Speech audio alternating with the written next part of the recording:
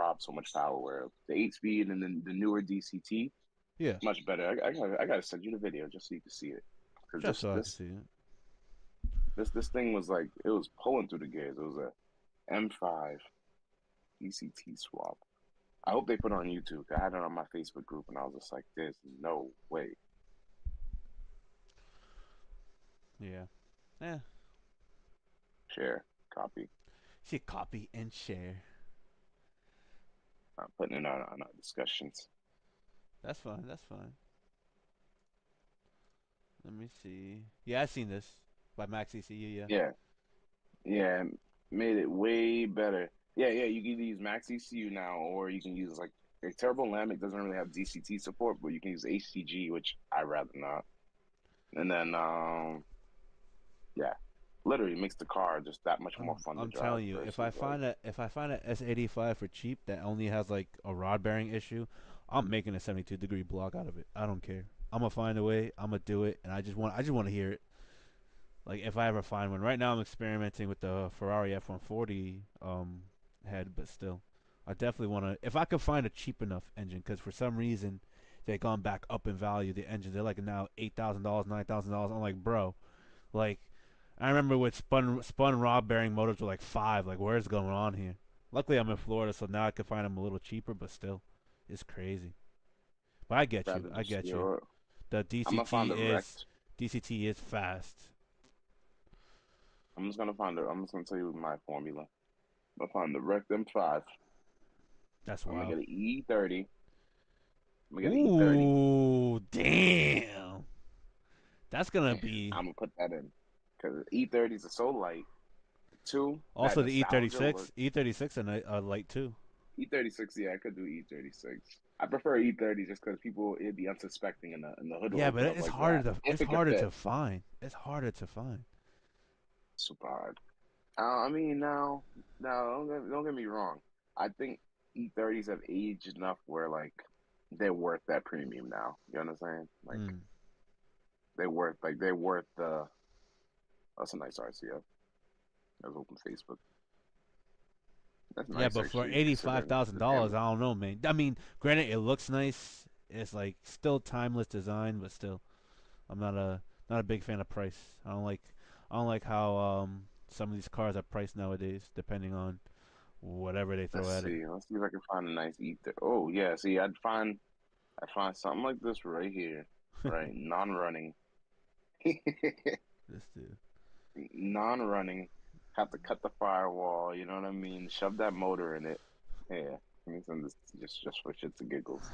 Well, I'm glad you're exploring your love for BMWs because we are live. Oh, I don't like older BMWs. That's the thing, though. New modern BMWs. We're live. Yeah, of course. Live. We're live. Yeah, I we were don't have talking. my hat. Okay, forget I it. was catching while talking about BMWs. I don't have my hat. I don't have my hat. It's fine. Damn, now they know I secretly like BMWs. I mean, I guess it's not a mystery. I did own an E30. I mean, sorry, E34 and an E39, a 540 and a 525, but I never got to get my most prized possession that I wanted, an E30. I either want I want a 46 or a 92. Those two. I That's definitely the thing. want. I prefer the older Beamers. I feel like they that's when they you felt the road through the And Beamer, like it's even a if it's not car. like a M3, I mean, I kind of want the M3. Like, I want the M3 Yeah, body on the 92. I don't care about the M3 body on the 46. But I know what you mean by that. because the 46 is only like It's fender not flares special. away. Yeah, it's not really special. It's just the bumper, the fender Oh, flare. it's yes, it's special, but the parts are easily swappable. I'm not saying the E90 parts aren't easily accessible, but that rear arch is like wide versus compared to the Yeah, 46. it's So definitely a bigger dramatic change versus like the E46. yeah. They kind of kept it more. How do I call it? They were more. They played it safe with the E46. Like they Oh, made for a sure. race car, like the E36. Like it's like hey, this is a race car, but you still I think it's production version. But the E92, yeah, they were like, let's go all out. We're putting a V8 in this. You can't even get this engine in the lower model. It's not even No, you remotely couldn't. You similar to couldn't get the anything else. 60. The 65 only Yeah, came in the M3, the M series trim. That's yeah, it. It didn't come in. exactly. What is it? A Nothing else, 335 or whatever, or even the what's the and it didn't closest thing? share What's the closest thing to an M3? back then. Oh, Like how and the you know how E40 like the 750 Li is the closest thing to an 330. M5. So it'd be like a So 330, 330 yeah. or like yeah, So it or never what came was in it one of the those. CSL? Yeah, Yeah.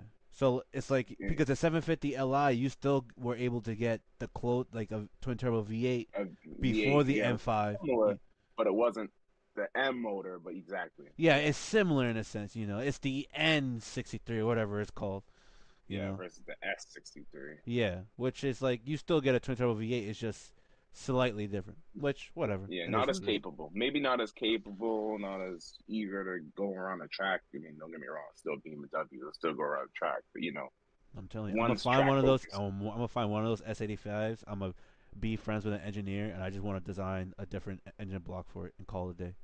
That's what I'm gonna do. I don't care. I had a question actually. You just gave me an idea. S85, right? The V10, Hmm. the Z4. What do you mean? Z4 came with the inline six. So swap the V10 into a Z4. It'll be a roadster. What you're trying to do, like a AMG GT, like old school. I I see was what you're thinking saying. that, but like maybe so they didn't make the hard top, huh? They didn't make them. So I wonder if Mm, they make a hard top the like earlier versions, conversion. I don't. No, they did. They made a hard top. It just it depends Like on the Miatas years. have like the hard top, and like S2000, S2Ks have like the hard top. You just put on it instead.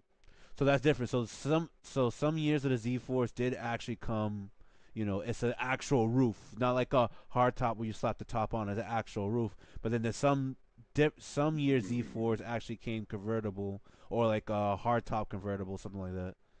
But I get what you're guess saying. who's on Facebook now looking for a BMW Z4? Because I thought that's another unloved car. No, why don't you get You like a, see them? but you can find a BMW like 335i like 2009 for like $2,000 with a blown motor. I feel like that'll be True. more your forte because you could just swap all the hot, aftermarket parts from the E92 series in there. Yeah, and the Z4 looks kind of small. That's Look the thing. at The it, it's kind of 92 will tight. fit more of your and my body size. Yeah, and then the Z4, the Z4 is tiny. And HGK makes carbon parts for it too. Carbon fiber panels, roof, hood, quarter panels, doors, all that stuff. So you can make that thing light. So yeah, it doesn't make sense. This is just basically a BMW Miata, unless you're talking like the newer 2010 Yeah. and up, So the like second gen hold Z4s, on. Let me which see. are a little bit better. The Let newer me Z4s are see. better space wise and stuff, but the older ones, HGK E92. If you look at my screen, I don't know if yeah, they make a nice wide body kit for it. It's crazy, like it's meant to fit like a 2J or something, I think, or like something like a massive motor inside, but it is nice. let's see Let it. me share the Yeah, link. Let me share the link. Copy. you know, and it's funny Paste. is the E92 just looks like a And better platform this altogether same this than the same Z4. H yeah, of course. Well, yeah, I okay, no, I agree. But the HEK also does the Supra and the all Compared carbon to first fiber gen, Supra. compared to The first gen, the yeah. Gen 5, yeah, the newest gen. Let me see. Yeah. They do it all carbon fiber. That's why I was kind of like veering towards finding like a blown motor, like a crash Supra, Mm, yeah. or like a BRZ or something. So they do the Hmm. E92, the BRZ, the newest gen Mark 5 Supra. They do the F22 M2. They're doing the F80 M3 coming soon. And then they do the E46, E36, E90, E39, and E34. I wish I didn't just see this car right here. Well, they do the Corvette C6 too. Oh Look wow, what I I didn't just know sent that. you. Yeah, they do the Corvette You- here too. They do everything almost. if you get a chance, I just sent you a 335. Oh wait, it's $6,000, but only has 115,000 miles. Unfortunately, it's an auto, but it has red leather. Low bottom, low bottom. That's not bad. Well, it's the I'm gonna inline have to share this. six. Like I I'm gonna said, have to share this with like I said, someone. it's not far off from the M3 itself. It's just M3 does come with already wider quarter panels, all the bells and whistles, so you will have to invest a good amount of money if you want to make it like or better than the E92 M3. You know, that's the only thing with it. Mhm. But let's say you get like let's see, BMW E92 M3 body conversion. Oh yeah, Beamer Plug has a full body kit for it to make it look practically like the M3. Or you could do a, Yeah, a, it's not a bad. crazy wide body, VRS style. But there's a good amount of platforms helping with the E90 Yeah, platform, wide yeah. bodies. I will say this: the E90 when it came out, I liked it because it had smooth BMW styling, but it still had that kind of familiar BMW front end. You know what I mean? Like you still knew what it was. The side profile was still undeniably BMW. Just That's it just like brought the it into the modern era. that's like the F80 series M3 and the F22 series M2 before Yes, the M2 went all Lego and the M3 went big nose. yes. Like those design, like at first when they came out, people said it doesn't look BMW, but no, that was those design languages right there. That design was still undeniably BMW, and like that's the thing I will admit that I do like about BMW cars. When you're in a BMW But or that when you that see E, one, especially you that can E90, the E90 and E60 M5, like the front, it's just a timeless design. It's like the yeah, like E60 has that, it like, grew. that little. It's like the that winged headlight. But even if it was a winged headlight, like you could tell that was BMW. Like that was a signature trademark. to this day, to this day, I know people gave the E60 so much flack because they said, "Oh, it didn't." Because the E39, I will admit, I owned one. That's still one of my favorite BMW designs.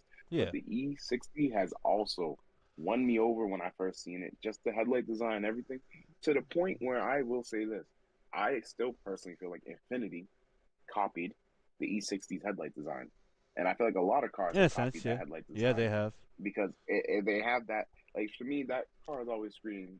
It looked like an eagle, like the Oh, eyes. of It looked like course, eyes looking at bald you, eagles, and America. then And exactly, you know what's then the funny then you part? got You know what? Now everybody. that you said that, it's funny that the American version of the M5 with a bald eagle style headlight was the only regional body that came with a manual option. Everywhere else in the world got auto only, but America got Really, the 6-speed manual option. Yes. So it's quite interesting that you said bald eagles, point for Eagle America. America, and then we're the only ones that got a manual option. Point for America. But you know, it makes sense. I mean, they want to cater to this market, and you know what? Didn't they have Pontiac? Didn't the Americans have Pontiac at the time? The American BMW, which it never did until I mean, it personally, GTO was all right, American and the BM. Hold on, G8, hold on, hold on, hold The on. You're not G8 was gonna good. brush. You're not gonna brush by saying that without explaining that. What is this American BMW? Oh, have you never heard that? Okay, back in the day, people used to call Pontiac the American BMW, and it makes sense. You think about it. Pontiac was a performance brand. They had the same red font like BMW.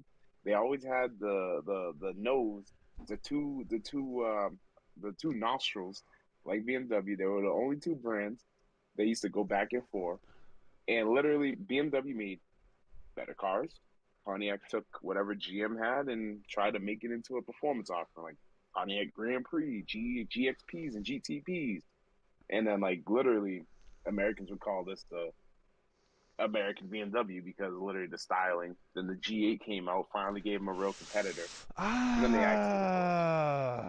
I guess I'm just gonna disagree with you with that. I don't like it, but hey, you old like a Oh, dinosaur. You man. like the old shit, so I know you know that stuff. Except the whole V10 snafu with Old Viper. timers. old timers. That's what they used to You're say. only a Yeah, they year always older used than to me, say. yet you like to stay a little more stuck in the past more than I do. I You know learned what? from I was I around a learned lot of see old timers. the thing is I learned from it. You for some reason can't escape some of it.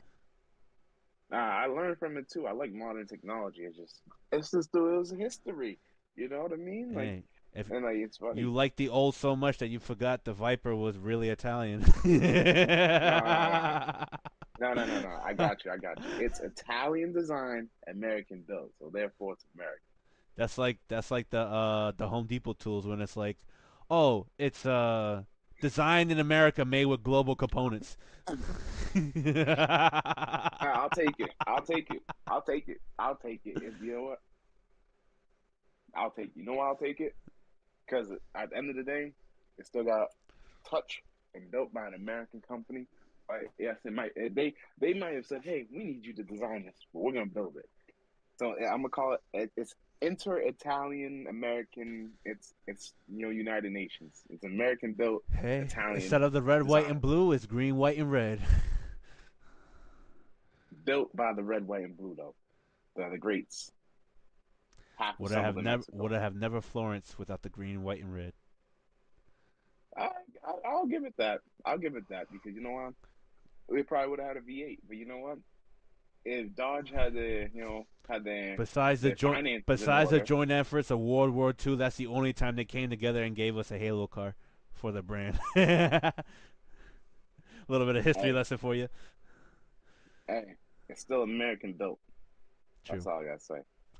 All right. American built, Italian design. I'll admit, We spent good. about But yeah, 17 minutes and 50 seconds talking about, BMWs and all this stuff. So let's actually and the start American this. BMWs, Oh, of course, American BMW fucking the stupid G8, Pontiac the G8. G8 was pretty much the official American BMW because it finally went railroad drive. That's all I'm gonna say. That's my last comment. Yeah. But let's start this off with this title Sundays are for cars and coffee. In this Sunday news, we're gonna talk more about, let's say, engines per se. I mean, there's gonna be some, I would say, not hybrid talk, but a little bit of a electronical influence. Let's say I'm reading the sub notes I have here, but it'll be more engine based. It'll be more resto since we talking about the old timer on top of me right here. This dude man here named Blakey. Hey, And then don't you talk about your elders like that. you're only a year older than me. Relax. And then what money can influence as far as doing all sorts of builds. So we are your Mm. host on the Ice Podcast on this Sunday afternoon. Here's Blackie right on top of me. I am Rodney right under him. Let's get this started and the order we will go in as far as this goes. Let's first talk about. You know what? Let's stay American. Then we're just gonna go globally. So Stellantis All right. developing a self-driving car. What do you think will happen if this actually comes into fruition? I will admit, I would say finally. Let me say self-driving. Let me say why I said finally. They actually have a fairly good lane keeping assist system from what I've heard in the newer Jeeps and the newer Rams. So, like, they've come a long way. They want to keep up with, like, what like the Japanese and other American brands like Ford and Chevy. I Mm. mean, literally, Chevy has Super Cruise, and then Ford copied that and made Blue Cruise, and then Chevy tried to sue them. I mean, we already see how good systems are from like Infinity. Like Infinity is one of the first to come out within 2015. They've had a fairly good system for years, Pro Pilot Assist, I thought it was and Tesla. their well, no, I'm gonna get to Tesla. Infinity has a pretty good system for years. Hyundai and Kia has made a pretty good system now that keeps you in a lane really good. And I'm just really talking about lane keeping assist because like the self driving, there's different levels. Like so, I think what's this going to be considered level three, level four, I believe now with their self driving system. Hmm. But the first systems were like considered level one, level two, where they really just did alerts and braking. Yeah, Infinity was pretty good with giving you steering, so they had like a level two and a half. They didn't call it level three on like the yeah. Because Q50s, this one is called QX50s. this one's called level 3. So this one here, this is finally them crossing that line because like if in the newer Grand Wagoneers and Rams and Grand Cherokees that just come out 2025, Hmm. they actually keep you in the lane pretty good. Like you can let go of the wheel, they'll keep you centered, and like like most new cars, most modern cars, they have digital dash. They show you the lanes. They beep at you if you go out the lane, so it's cool. It's finally good to see them finally in the modern era, and features like this will finally allow them if they want to keep Jeep as a premium brand, Ram as more of a premium brand, and maybe even bring some allure back to Chrysler. Jeep and Ram as a Then premium band. Then yeah, what? well, so All right, I don't mean to cut you off. Then what's a yeah, premium brand? Because I never considered, I considered Chrysler a premium band. I never considered Jeep or Ram glad you said that. a premium band. So not to go down a rabbit hole, quick rabbit hole though. Stellantis, especially before that other CEO resigned. But anyways, CT. Stellantis they look at Jeep as a more luxury brand than Chrysler, which is why all the new Jeeps have gotten all the nice new luxurious interiors, and Chrysler just kind of been by the wayside. Chrysler only has that one Pacifica model. They even moved the Ram up so much where the Rams are considered a premium, more luxury truck compared to like a Ford and a GMC Denali, which a GMC Denali used to, you'd get a GMC Denali if you wanted a luxury truck. Now Hmm. you go get a Ram because the interiors in the Ram, the features, like I mean, the Jeeps, you all in the Rams, you get a screen. You get a screen for the driver, screen for the passenger. And then it's like, what more do you need? You got heated and cooled seats, massage sheets.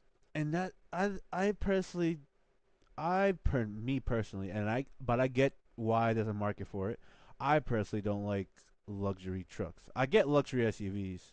I personally don't like luxury trucks. It's okay to update them to make them look cool and sleek and all that stuff. And then don't get me wrong, they're nice, but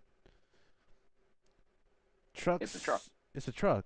At the end of the day, I get what you're that's where getting I'm at. like, I get what you're getting at. okay, yeah, I want all this stuff in my truck, but now it's massive and I got big ass room inside and I got nothing to haul my, You got let's no say, bed. bags of concrete, you know? You don't got no bed. Today's trucks Barely don't any. even It's like they a six barely come foot with a six bed. and a half foot. Yeah, It's a now it's six and a 6 foot, half five foot and a half bed foot. with two wheel wells that block the side of the space. So you really have like six and a half by, let's Yeah, say, not even you're two really and a getting half, five. 3 feet. You know? You're really getting 5.5 feet on some of the new trucks because literally trucks have lost their usefulness and become now a more of a status symbol. This is why, like, see, I've been driving trucks for a while now, and you see how trucks have progressed. They went from just being a tool where they came with this big hulking V8, Yeah. a solid axle. You can take it off road, you can tow, you can do whatever you need, and Yeah. you still just got Construction back on the road workers, and drove it. plumbers, Exactly. electricians. They're made for the But working man. now they're becoming more of a luxury status symbol, and it's kind of sad to see. Like Lincoln did this back in the '90s. The Blackwood, the Lincoln Blackwood. Yeah. They Yeah. had Yeah. that Ford F-150 with the carpet trunk bed thing, and like they tried to put their first navigation system. It was cool, but it didn't sell. Yeah. Um, I remember they that. tried this again in 2007 with the Mark LT, which was just another rebranded F-150 with Hmm. nicer leather, heated and cooled seats. It looked cool, Yeah. but it didn't really do well.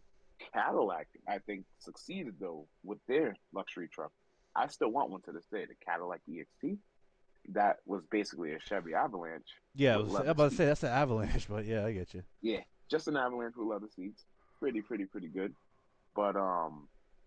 But nobody really tried the luxury truck market like that. Not even Mercedes, if you look at that. So Ram, when they finally moved their interiors premium, it was just a step in the right direction. But I think the world has now redefined the standard of what a luxury truck is considered, just because now they offer leather, a panoramic sunroof, which is come on, it's a truck.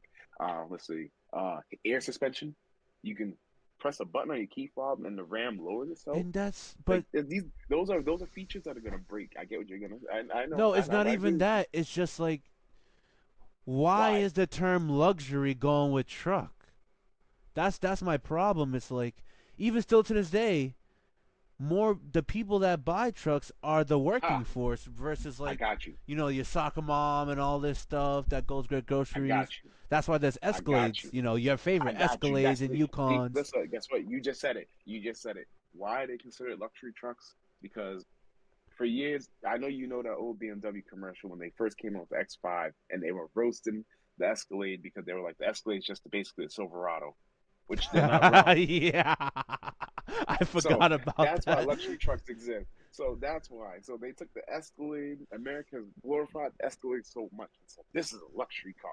Where now they forced it down everybody's throats around the world.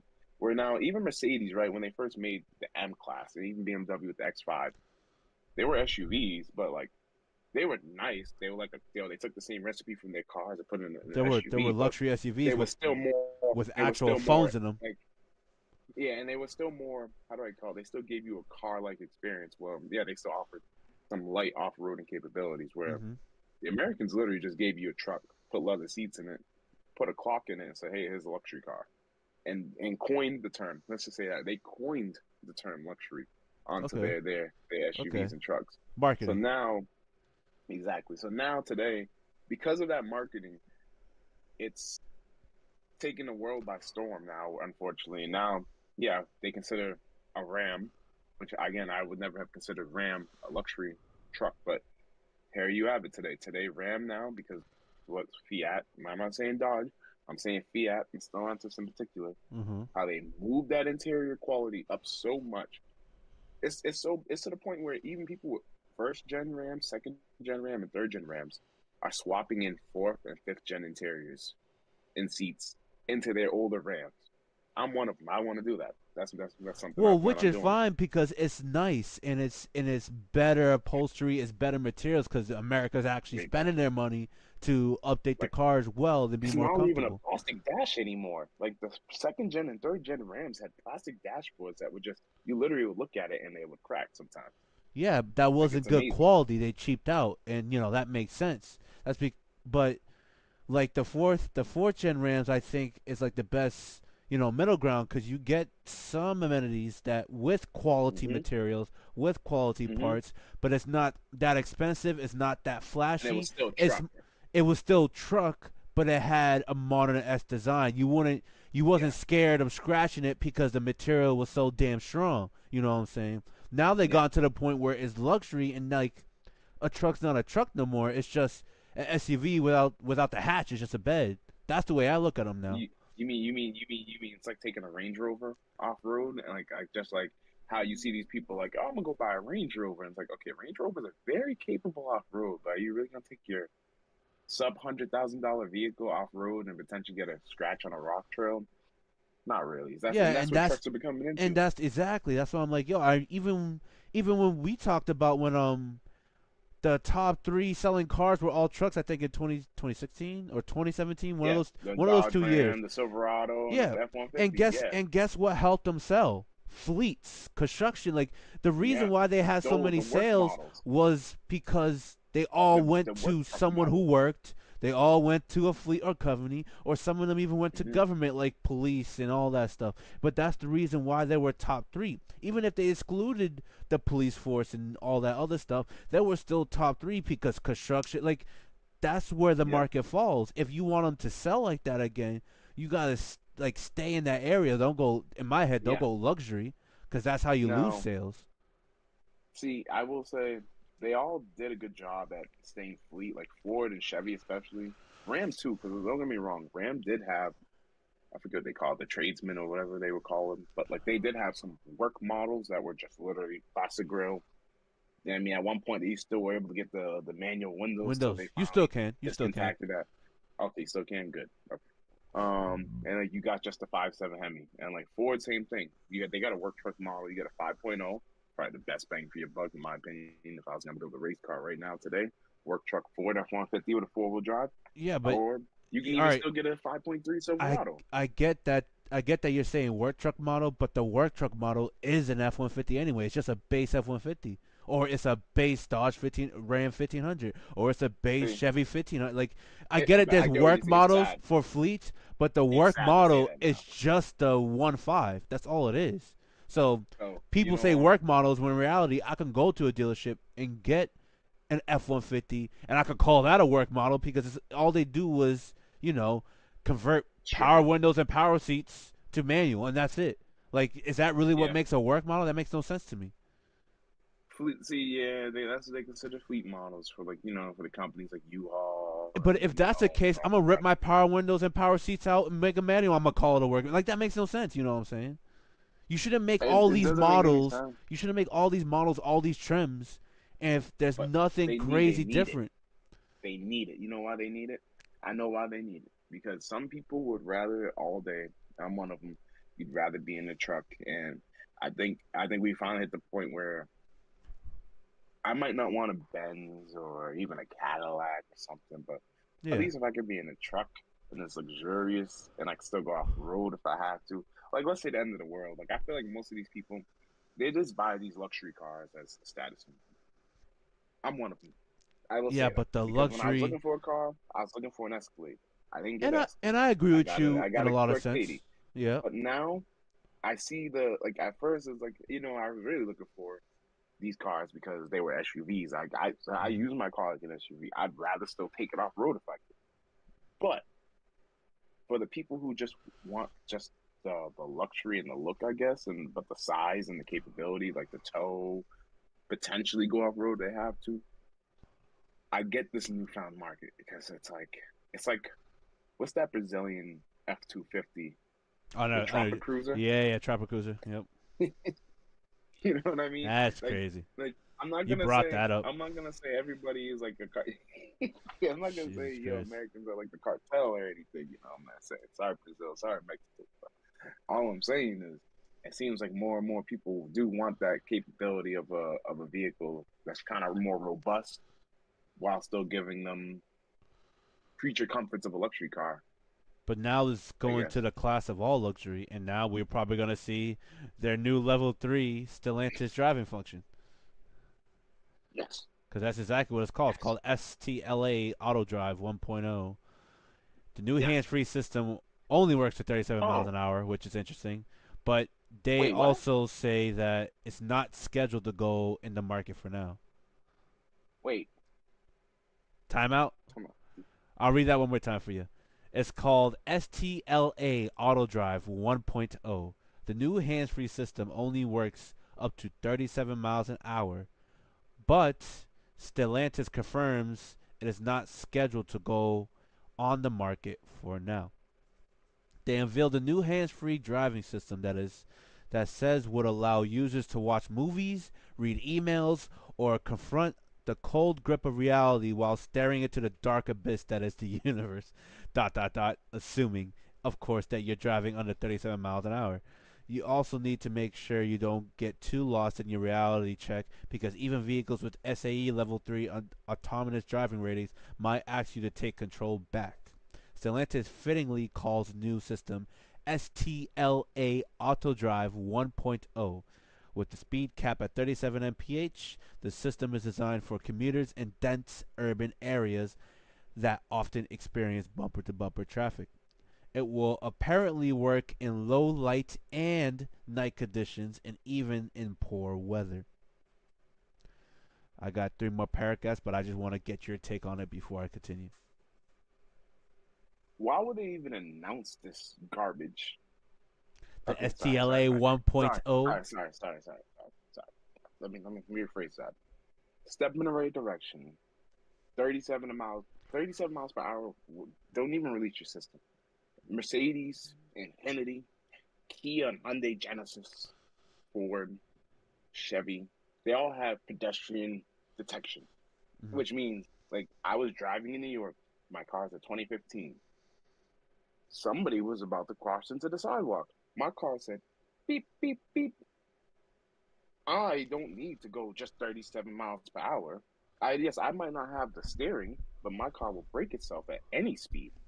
Why limit your system? Okay, all right. Why limit your system to 37 miles per hour? Yes, that's probably where most accidents happen. That's probably where most congestion happens.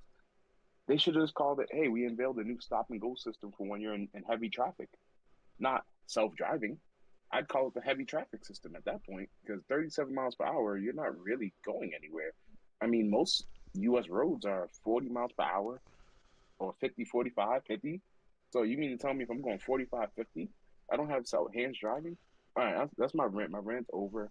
They're Hmm. in the right direction. I know they're going to update it and probably, obviously, it's not going to be limited to 37 miles per hour. But if they do limit it to 37 miles per hour, then I know they're just trying to shoot themselves in the foot. I think self-driving is a waste of technology. I think it makes a lot of these cars less interesting to drive, less innovative to drive. And I also think it's a way to make Americans work more while behind the wheel. So you're sacrificing yourself more to work while using the tools you have at your disposal to get to and from said work, making you possibly clock early, work late hours, do all this BS, and the cars are not innovative to drive anymore. It's more like tools. That's what That's I a good think. take. I like that take. I like that take on it. You got a good Like point. when I drive to You work, can I you shouldn't be working while I drive. That's the way I look at guess it. what? Guess what? I like what you just said, but this is where I have to disagree with you. I agree to disagree with you on that. Fine. That's my favorite part That's because the fine. reason why, so I had a loaner vehicle, and when you're on a long drive, and I haven't really driven many other systems, so again, I'm really biased towards Infinity right now because again, I had a QX50 loaner and a Q50. Both these cars, they're not advertised for self-driving, but Mm. they have really great lane keep assist, and because they came out at a time of like 2015. There's no, hey, you got to tap the wheel or look into a camera to keep the system on. So literally, I had an hour and a half drive, and it was late at night. It was like 1 a.m., 2 a.m. I was a little tired. I literally pressed the button on the wheel and literally said, "Jesus, take the wheel." I held the wheel, and this car literally kept me on the highway. I went around a corner. The thing said, You know what? so it You know took what that most tells of the me? work away from me. So I basically was able to just drive. I got home peacefully. I was less stressed. I really didn't have to work hard at driving. So these systems may not be good for short drives, like don't get me wrong, but when you're on a long road trip, hour plus drives, those systems make all the difference in the world. What that tells me is Americans don't get enough sleep. Nah, That okay, also okay, tells come on. me If you're that going on a that 6 hour no no drive, no no no seven no no hour no no. drive, That tells me Americans don't get enough sleep. That tells me Americans are not dieting and eating well, therefore contributing to bad sleeping habits. That tells me they overwork themselves for whatever companies they work for and not actually prioritizing their own self help. That also tells me now they're more like robots than they are humans. There's a lot I could go on and on and on about what I could the agree way on these that cars on are most of those, transforming but and the way these cars are transforming and are adapting to more of the work needs of America, that's frightening to me. That's why I stay with I'll old cars. say I will say me personally because I'm a believer of driving a beater to work. So like if I you know what I mean, if Hmm. I'm going to work, I'm driving a That's beater. fine. So like my nice car would never be driven to like you know what I mean, but like it was. And let me just say this. I would personally only time I buy one of these newer modern cars, these would be road trip vehicles. Like when I'm buying a car for self-driving, that my mentality already is thinking, hey, I can't wait to take this car on like a cross country road trip because I know if I'm behind the wheel or if I'm in stop and go traffic, Hmm. I don't have to deal with stop and go traffic anymore. I think my favorite thing is I had a Toyota Corolla rental, right? And my favorite thing on it was I was surprised because it even had lane keep and all that. Like it had some features in it. You know, this wasn't a base model spec. Hmm. And literally, my favorite thing was I remember sitting in traffic, figuring out how to activate the distance cruise control. And most of these cars, yeah, they have it built in. It's just it's on the cruise control. Yeah. Not all of them though. Just so don't please everyone don't quote me on this, but like some models have built-in safety features. So you activate cruise control, the car will stop to sit in traffic. I was blown away that I was in stop and go traffic. The Corolla literally came to a stop and said, traffic. It had a little thing on the thing that said, you know, it just basically said, we're stopped. And then when the car moved in front of me, you know what it said? The car in front of you is departing. Blowing mind blown. Those little things I feel like make your like driving so much easier. just because like if you're a distracted driver, you're right. People are distracted. People have not been dieting right. A lot of people are overworked today. Especially, I mean, let's just we're not gonna make this and political, but and that we have a we're lot of not issues gonna. going I'm on. not trying to make it But political, but I but understand. I understand why the features are in place. I I personally don't care for them. I have driven them, and they're not bad, but I will still go against it because that's not how I like to drive. And I do like the technology. The only problem is most of America is on autopilot. That's just the way it is. Like I don't want to get too political, but you can, have I would agree the with you biggest on that. One we have hundred the percent. biggest obesity rate.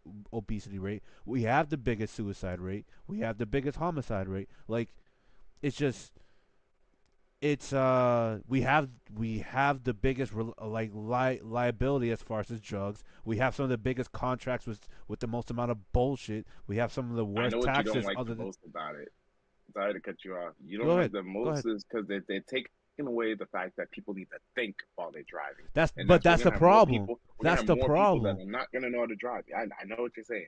I get it. At first, I said, "Oh, this is a solution for the people who can't drive," but the people who can drive, because I remember, okay, while car shopping, a lot of these new cars come with these safety features. Yeah. You would be surprised. Most Americans actually opt out of those safety features.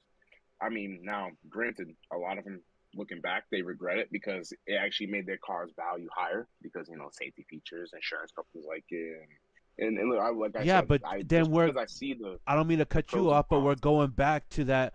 Oh, because insurance and all that, they charge more, but it's more value because of all these features.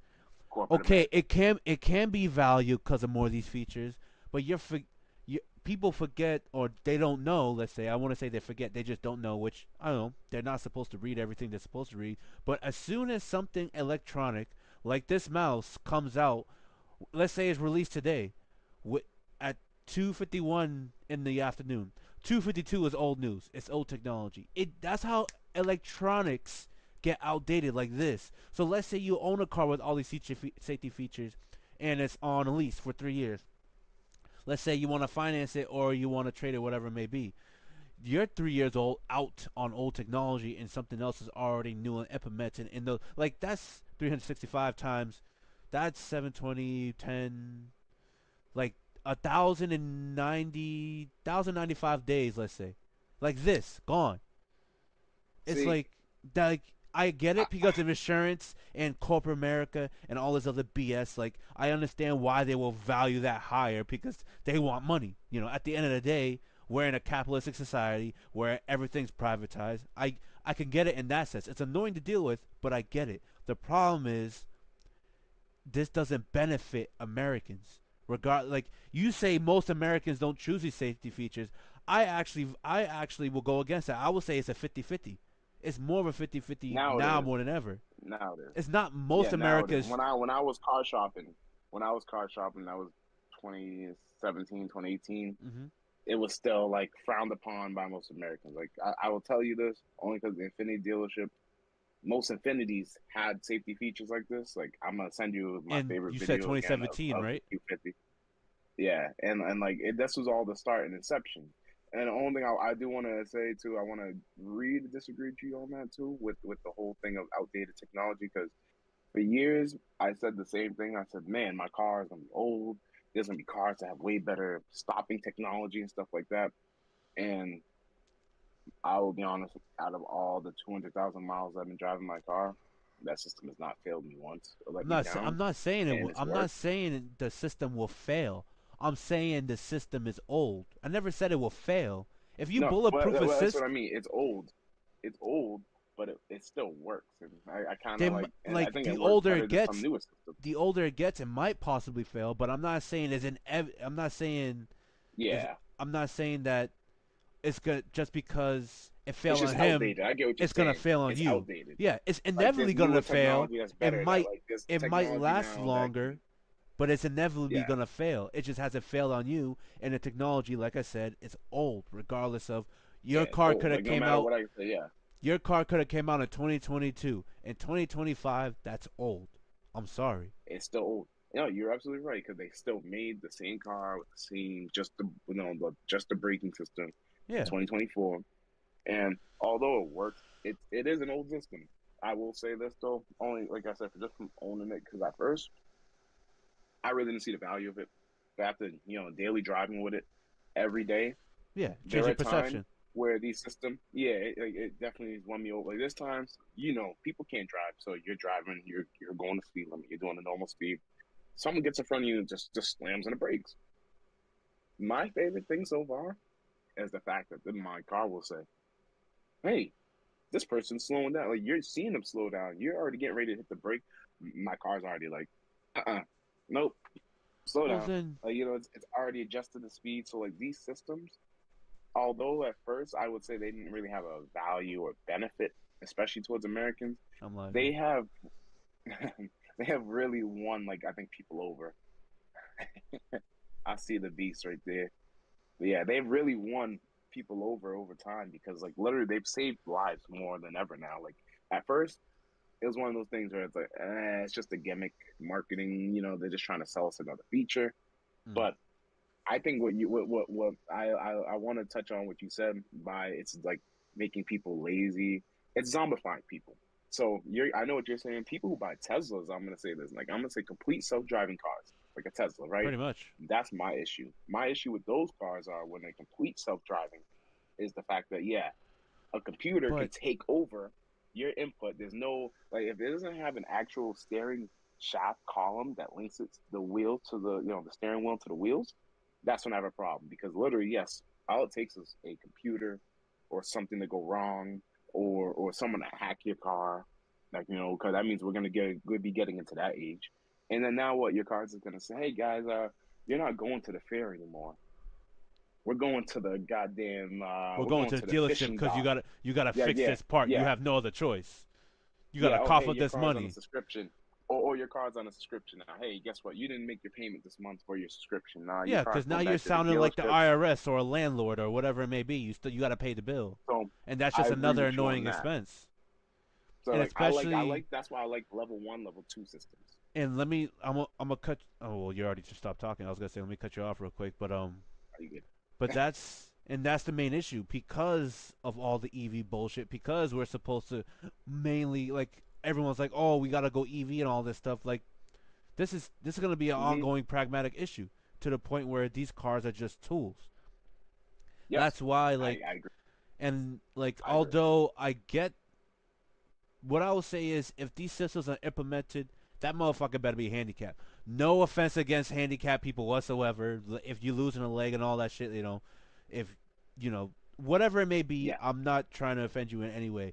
These technologies should be benefiting more them than the everyday people who American. can't drive or those autonomous taxis. Yes, let those things be No, not self-driving. taxis. I hate And I hate taxi drivers. I hate them so. But that's besides the point. But that I'm not gonna get into that. What I'll say is it should benefit the disabled veterans, the people that are born yes, with health conditions or disabilities. Yeah, the limbs. Even people with like some type of epilepsy where they can't focus on stuff like that. Like those, I get it for those type of people, and I would say they should also not like prove because sometimes that could be a tedious thing, but they as soon as you search up the person, they should already have a history to where this person actually might need it to depending on the level and X, Y, Z. It shouldn't just go to, you know, a person that works in 95 that has to deal with all the BS in the world that that's gonna be one more thing that they don't have to worry about, and they're gonna worry about the job even more, making them invest into their work even more, trying to make the big boss the big dollars, and we're going to this ongoing cycle of heightened capitalism. That's the way I I look at prefer. it. And this is just me, my opinion. How I use these cars. These are road trip cars. I will like these No, cars. no, I no, don't no, see no, the no, no, no, benefit no, of no, no. driving them. They're not all road trip cars. That's the problem. A lot of these cars that have these features are commuter cars. Yes, they could commute on long periods of time, but at the end of the day, they're commuters. All right, They build you're right. commuters to do what? You're Commute right. from home to work, Commute from commute home from home to the grocery to the store, commute store. commute you to your dental So or doctor's appointment. Commute. You go there, back. I'm You more looking at put less than cars like ten that thousand because miles a year on it, and that's pretty much it. That's what they're built So for. I'm more considering like the SUVs. Like I'm considering like so like the small cars have the self driving technology. To me, it's cool because yeah, that's commuter car technology. That's why like I don't mind. Like that's why like I like those those cars because they're able to if you're in a congested area, Hmm. like for example Boston, California, New York, those areas. At least they had a lot of those places. I noticed their lanes are generally pretty well marked, especially in the cities. And two, those systems really come in handy for stop and go traffic. Like, you know what I mean? You're in traffic. That's probably one Then of the most just pay annoying times to be attention in to the traffic. road. Ugh. Like we, Hey, all right. since I mean, cars been out, how long have we been doing this? yeah, but we are more congested than ever. Like before, at least you could flow through most of Then these you know cities. what you Now, gotta, sometimes you just know sitting in what you gotta traffic for like an do. hour or two, Nah, you know what you that's a gotta long do if time. you're saying we're more congested. Most of these jobs in the inner city could be done from home, but they're not gonna do That's that wait. That's because they don't want to come let us work from home. because Not yet. They they're don't want paying to. all these dollar bills for these big buildings. You better show up, and that's So the you know what issue. they need to do? So here's the thing. You know what they need to do? Cut those buildings, get rid of those buildings, let everybody work from home. I'm only saying it because one company I worked for, they did it. Guess what? They saved so much money, they downsized their building. They went to a building half the size that still was able to accommodate us all. Said, hey, you guys, you know what they even did for us? They gave us money for our cell phone bills and money for our home internet. And because they saved so much money. Two, me first, like I said, most of these cars, if you're using the most people who that I know that have these features in their car, Hmm.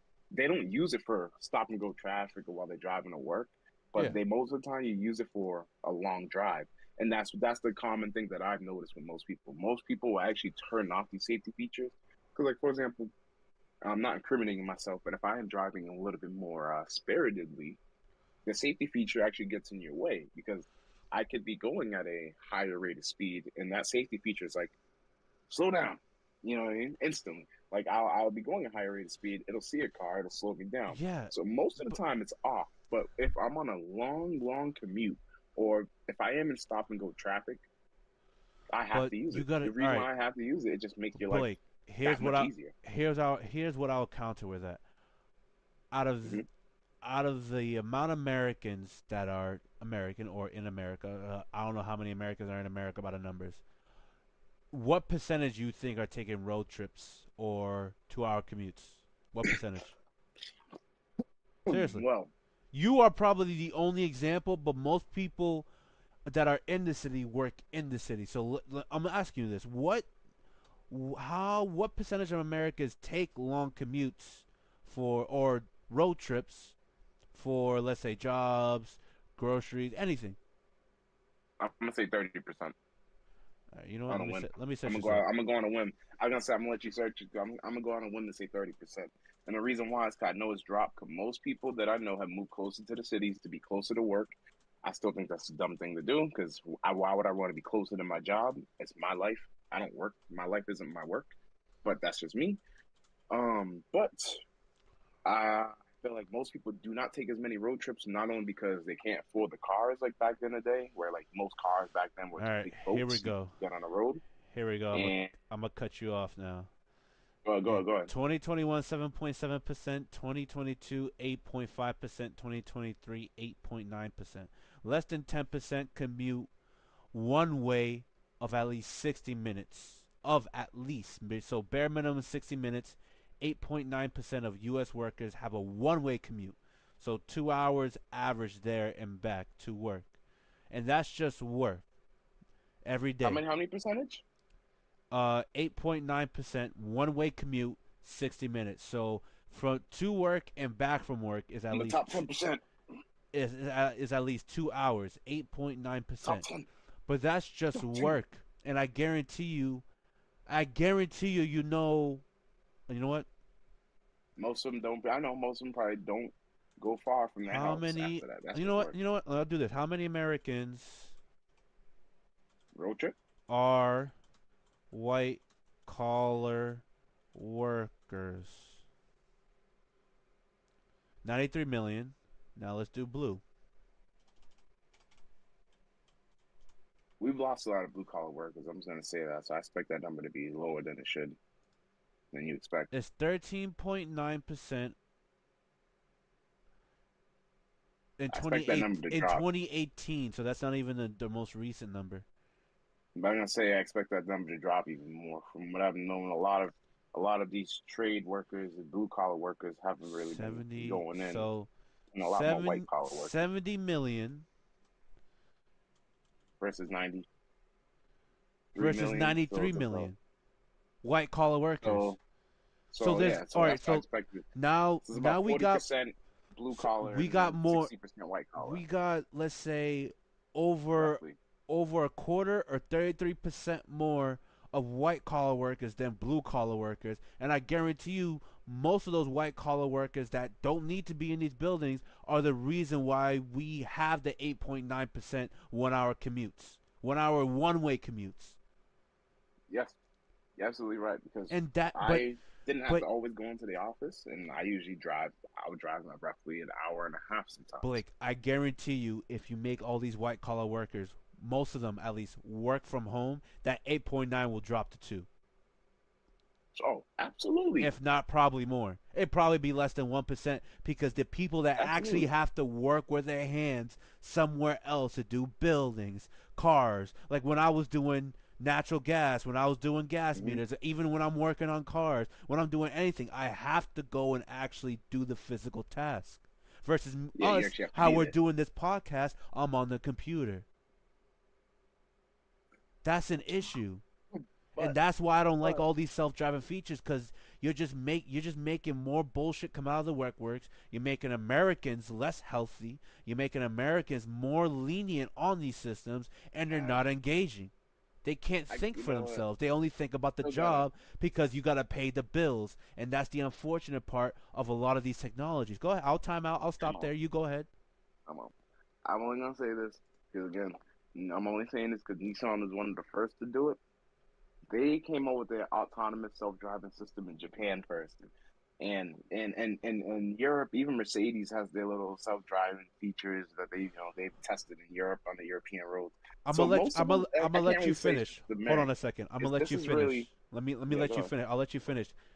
Yes, they released it in Japan first, but guess how many people go to work by train or walking? Because I've been to Japan and that thing's flooded with people on the train, I don't know. I honestly don't twenty know the four numbers, but I seven. know It's I'm gonna consider it it's like like New York. driving's a luxury in Japan. I'm gonna consider it like New York. That's the best way I'm gonna describe it. I'm gonna consider it like New York, where most people don't, you know what I mean? They Don't take a train to work, Blake.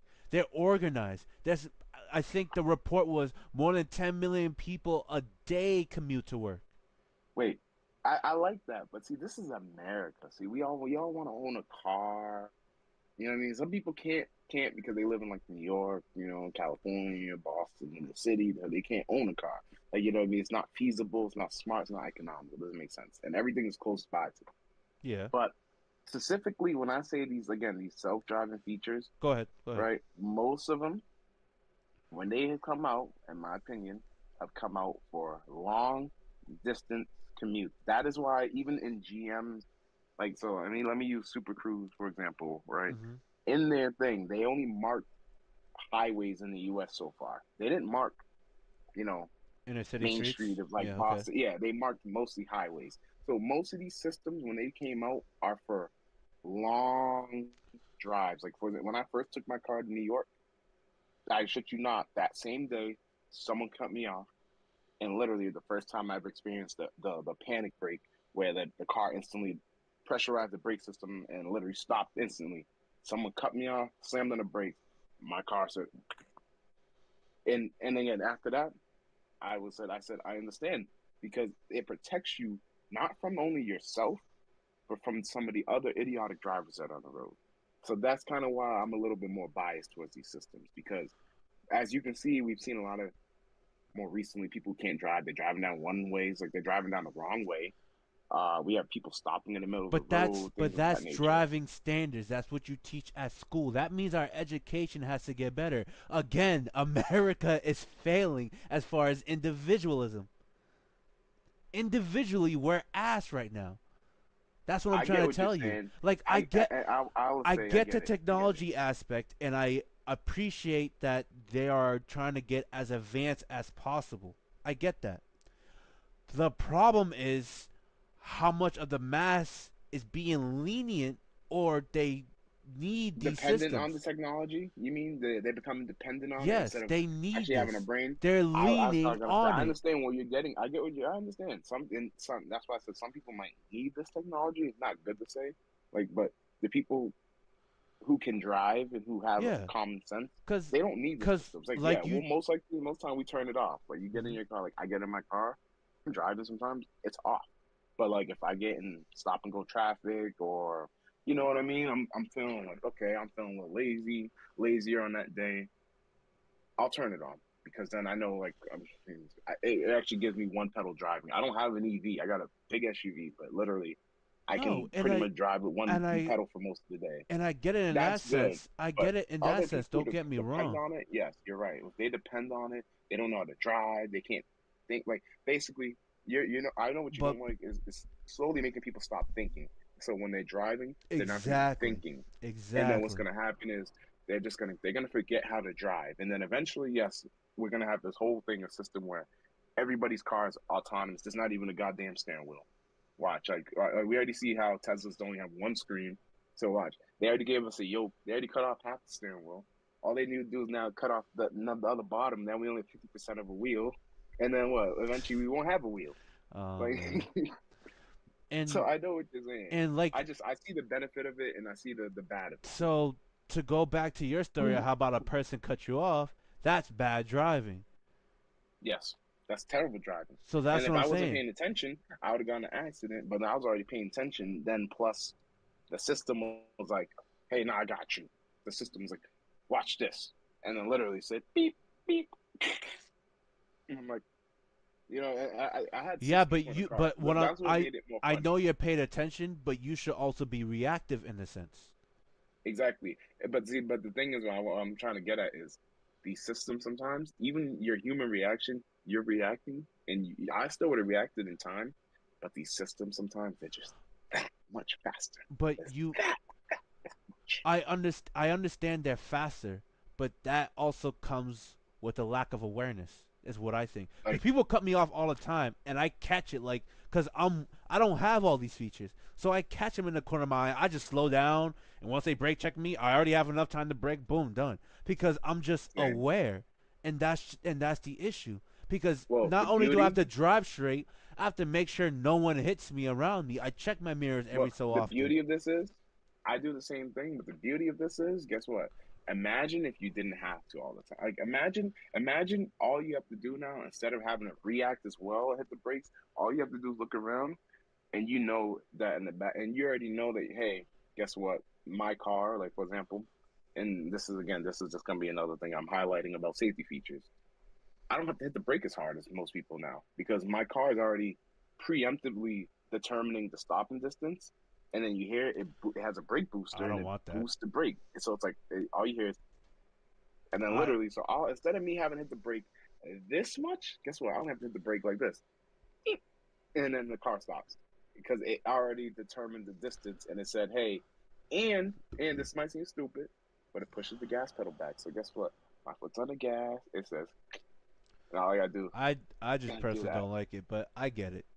I never liked it, Like and pros and I'll cons. if I ever get a newer car, I'm never going to get these. I'll probably get something that's just raw performance, and that's it. That doesn't have any of these features. I I'm sorry. can't wait for the day that you get one of these newer cars and it comes with a standard, and you're like, I hate this system. No, But watch, it's gonna be one but Blake, time where at you're that gonna say, you point, know what? It comes in but handy. Blake, if that system comes in a car that I want to buy, I'm not going to buy the car. What? You know what you sound like? You sound just like so. You sound just like the guy when I went to the Infinity dealership when I was looking at the Infinity and the Acuras, and literally my main thing was wanting a car with these safety features because I'm like it's the future, so I'm like, hey, give me the safety feature because why not? And literally them telling me, and this is the only reason I keep saying this is them telling me, hey, most of them people who come in here that are American are the ones who buy these models and then they trade them in and literally, so they had this whole lot of cars that didn't have these safety features. that we're selling for thousands less because they're less valuable at that point now, right? Now, fast forward into in a couple of years now, where back then most people didn't really care about it. Like I said, most of these features, I get it, they're safety features, but most people use them just to kind of take the edge off driving. Like it takes that, it's like that little edge where I just hate to say it, like you don't have to worry as much. You know, in the back of your mind that if an animal, or my favorite thing is when I'm backing up, right? Someone crosses behind my car, the Mm. pedestrian detection behind me as well, or even an object moves and someone, you know, you're in a parking lot, right? You're backing out your parking spot. Mhm. Somebody else somehow doesn't see your vehicle backing up, and you're already backing out. There's been so many times where my car said and stopped and literally saved myself, like saved me Blake, from it's somebody just else hitting me. all these stories you Literally tell me, saved me. all these stories you tell me just tells me awareness is an issue. No, no. I'm giving you the real life examples of times where you could be the most aware, you could be the best driver. Everybody makes mistakes in life. Every driver makes mistakes, right? Yeah, but But you could be the best, most I un aware, but it's always Blake, other I people. It understand might where not you're be coming you. from. If you're a good driver, it's never you, it's another person, and I get it. My problem is these other people. The reason why they have the license is because of the standards of driving tests in America. That is my I know what issue. you want.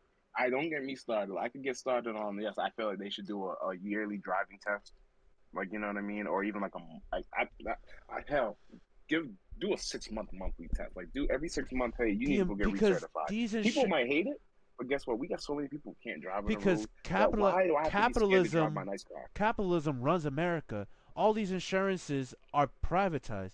When you get in an accident, depending on who's at fault, the They make money. one of the other insurance companies are gonna be ecstatic because they're gonna be like, if it's their fault, yo, that's our pocket, we chilling. If it's Yep, our we fault, chilling. that's our pocket, we're Look, fucked. I like it's just yeah, that's the no, yeah, problem, absolutely right. and that's You're right. based You're on the right. standards of driving and these driving tests in America. That's the issue. We have the most car accidents by far. You're absolutely right. Because if we didn't have so many accidents, I probably like people who can't drive, like seeing people go down the wrong way. On like on they're in the wrong lane. They're driving down into oncoming traffic. You're right. If we didn't have a lot of these incidents and problems in America, I guarantee you I wouldn't even care about these self-driving features. And that's the reason why like I'm more like, damn, because I will admit, okay, I will admit because of the self-driving feature, you know what it allows me to do? It allows me to like kind of like how that article said. It allows people to look at their phone, look at the email. You know what I mean? So Yeah. like, I might be in stop and go traffic, right? I might actually type the email, and I know that if I'm going, 20, 30 miles per hour, and as long as we're going to consistent speed, my car will keep one car length, whatever I decide, one car length, two car length, three car length distance, and it'll stop, and it'll beep at me to let me know, hey, we stopped. So I will admit these driving features encourage distracted driving. They encourage people to become And that's my less problem. aware and less, what I mean, on top of their driving. But I just hope that the right people, they say like the right tools in the right hands are good and the wrong hand is bad. Same concept in my opinion, right? Like in my hands, I know how to use the system. I use it when if I do have to check something or yes, hey, look, I see people who can't drive, like I'll notice like, hey, if I see somebody Look, swerving and doing something weird, at the I will turn it on. at the end of the I will day, admit that. at the end of the day, this just makes America more lazy, and especially if they're telling you, oh, if their advertisement is you could focus more on your work. You know what this tells me? More and more, we're going into America is no longer a country with civilians and citizens. It is a business with employees. I mean, it's capitalism. I mean, unfortunately, just I Did thought not everybody knew this that. this is wild. I'm But not trying to in get all into honesty, politics like this at all, but the fact that it's influencing the automotive. It's like, can we at least eat clean? No. Can we at least drive without worries? No. Can we at least implement better education systems so that we don't have to deal with all these issues? No. Can we at least implement some type of affordable health care where we actually want to live and provide for our families? No. It's just like it's come to the point where we went at a time America was going forward, and now we're I back to mean, square one. We're getting close to going back to square one as far as bullshit. I feel like we went forward in terms of technology, but because people don't know how to use technology and people don't know how to possess the technology, that's what I'm gonna say. They don't know how to weld and possess and utilize technology. That's why we're going backwards. Because we have the It's technology here. no, it's not. People are supposed It's to use not. it for It's good. not People aren't using it. because. It's not because. I don't think it's because we're going. We can't use the technology. I think it's because since technology People don't know has how to been use a it. big implement in our life, that we're losing value. That's the issue. We're losing value in our sleep. We're losing value in our food. We're losing value in our time away. We're losing value in the actual time we're supposed to spend at work and the time we're supposed to spend on our loved ones. This is going to. This is going to make a mark on it if we're going to spend more time. We already spend probably more time at home worrying about work for the next day. Now we're going to spend even more ample mental time while driving, while it's doing this self-driving BS, going to work, trying to figure out what we're supposed to do. See, It you're loses it right. loses American values. You're right. Again, I just feel like as someone, as someone who would rather drive a beater to work. You know what I mean? Like just not man. Again, like this doesn't. This just is me speaking, not for most Americans, because like I understand most Americans just get a nice car and they only drive it to work. I noticed that. Yeah. Like, I will be honest with you. I've seen it. It used to piss me off. Like I purposely would buy a beater. You know what I mean? A rust bucket to drive into work. So then people would say, "Hey, why do you drive that rust bucket?" That used to be my favorite thing. And I'm like, ha ha ha, little do you know at home I have a nicer car, but why would I drive it to work? You know what I mean? Especially when it's another risk for me to drive it to work. Like, yes, I shouldn't have to rely on safety features to say, hey, I gotta protect my car. Like that's my mentality when I drive outside now. Yeah. Isn't really, oh, use this autonomous or Yeah, safety feature or but whatever. Blake, I you're use it you're now. an exception to what's happening in the masses. I understand where you're coming from, and I agree with a lot with But it's, what the it's sit. scary now. You're right. It's scary seeing people get on the Exactly. road and they're like zombies. They're like zombies, and literally now, like I used to get on the road. I would never even use a feature. I'd just drive, enjoy driving, and I'd get to where I get to. Now it's getting to the point, like I told you, I get on the road. I see someone do something weird. I see them like it's like they get scared. They just hit the brakes, and you're like, "Whoa, what's going on here?" So And now, like I that's what literally I'm second saying. nature Like now. Every time I'm you're like, the exception, and I agree with as far as the stuff helping you in some aspects. But to me, that tells me it's making people as lazy. the automotive system or the system of transportation is failing in a lot of sense of education. That's all it tells me. People are speeding Yeah. through parking lots while you're trying to Yes. back up. Oh my God. Oh Guess my what that gosh. tells me? Oh my gosh. Someone's failed to teach that person to slow down in the parking lot. That's all that tells me. You see what I'm saying? I can't You could disagree be with you on driving that. I have to normally in agree a with you. highway, someone's speeding and cutting you off. Guess what that tells me? Someone's failed to teach them how to merge properly in a highway, or someone's failed to teach them the To teach them decency. repercussions. Not only repercussions, they every time I see this, it goes back to what Officer Sardoni and he's a retired state trooper in Massachusetts. Shout out to Officer Sardoni. He doesn't obviously he's not an officer anymore. He's a driving instructor. But the one thing he's always as far as implementing as far as my driving is one, once you're in the car, everyone is your enemy. But two, what I was look gonna at it. it's one of those things where when that goes down to either parenting, that goes down to either how someone's driving. But the one thing he always implemented in me is driving is a privilege, not a right. It is a privilege that you have a license or you are able to pass and get a license. It is a privilege that with now said license you can get a car. It is a privilege that now you're able to insure it and drive this car. All these things we have are privileges. Learn to use those privileges wisely. Learn to use those privileges with in your advantage, in your in your life, in the right way. Don't go off and cutting you off and brake testing you. Don't go off and speeding in a parking spot while you are backing up. Don't You're not supposed to do those things. But people think that driving is a right. No, it is a privilege. But you know what that tells me? These driving schools aren't teaching that driving is a privilege. They're just thinking that, oh, it's as long as you pass the test, you give me my money, X, Y, and Z, get out of here, you get your license. That's what that tells me. I, They're not teaching the I fundamentals understand. of driving. I understand where you're coming from. 'Cause I always hear people say driving is a privilege. I'm not gonna lie. Always been something that's been like a strike the nerve with me. It's always been like a pet peeve because I understand what they mean. It's privilege. Like yes, they created these roads, so there's a privilege for us to drive on it. We don't have the right to drive on these roads. We No, have the you don't. privilege. My problem is though is when it gets obviously. I'm not gonna get too down the whole law side. Was when it gets taken advantage of in other situations. But It like does. other It than that, does a lot, let's say and I you agree have a with you. point. You have a point. I agree with you, Driving is though. a It right. does I get mean, taken driving is a advantage a lot. privilege. It's not a right.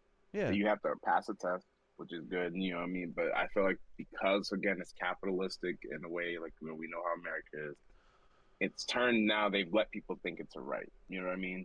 And most people now will say it's a right, even though it's not, And I and they're agree with wrong you. because That's it's what I'm not. trying. That's what Because I'm like saying. and I like the fact that you said your teacher said everybody's an enemy because that's how I've always looked at it. I played too many racing games when I was younger, so like what I mean. I'm always like they have to get me. So like I'm like you said, it's awareness. Like I'm always looking in my rearview mirror.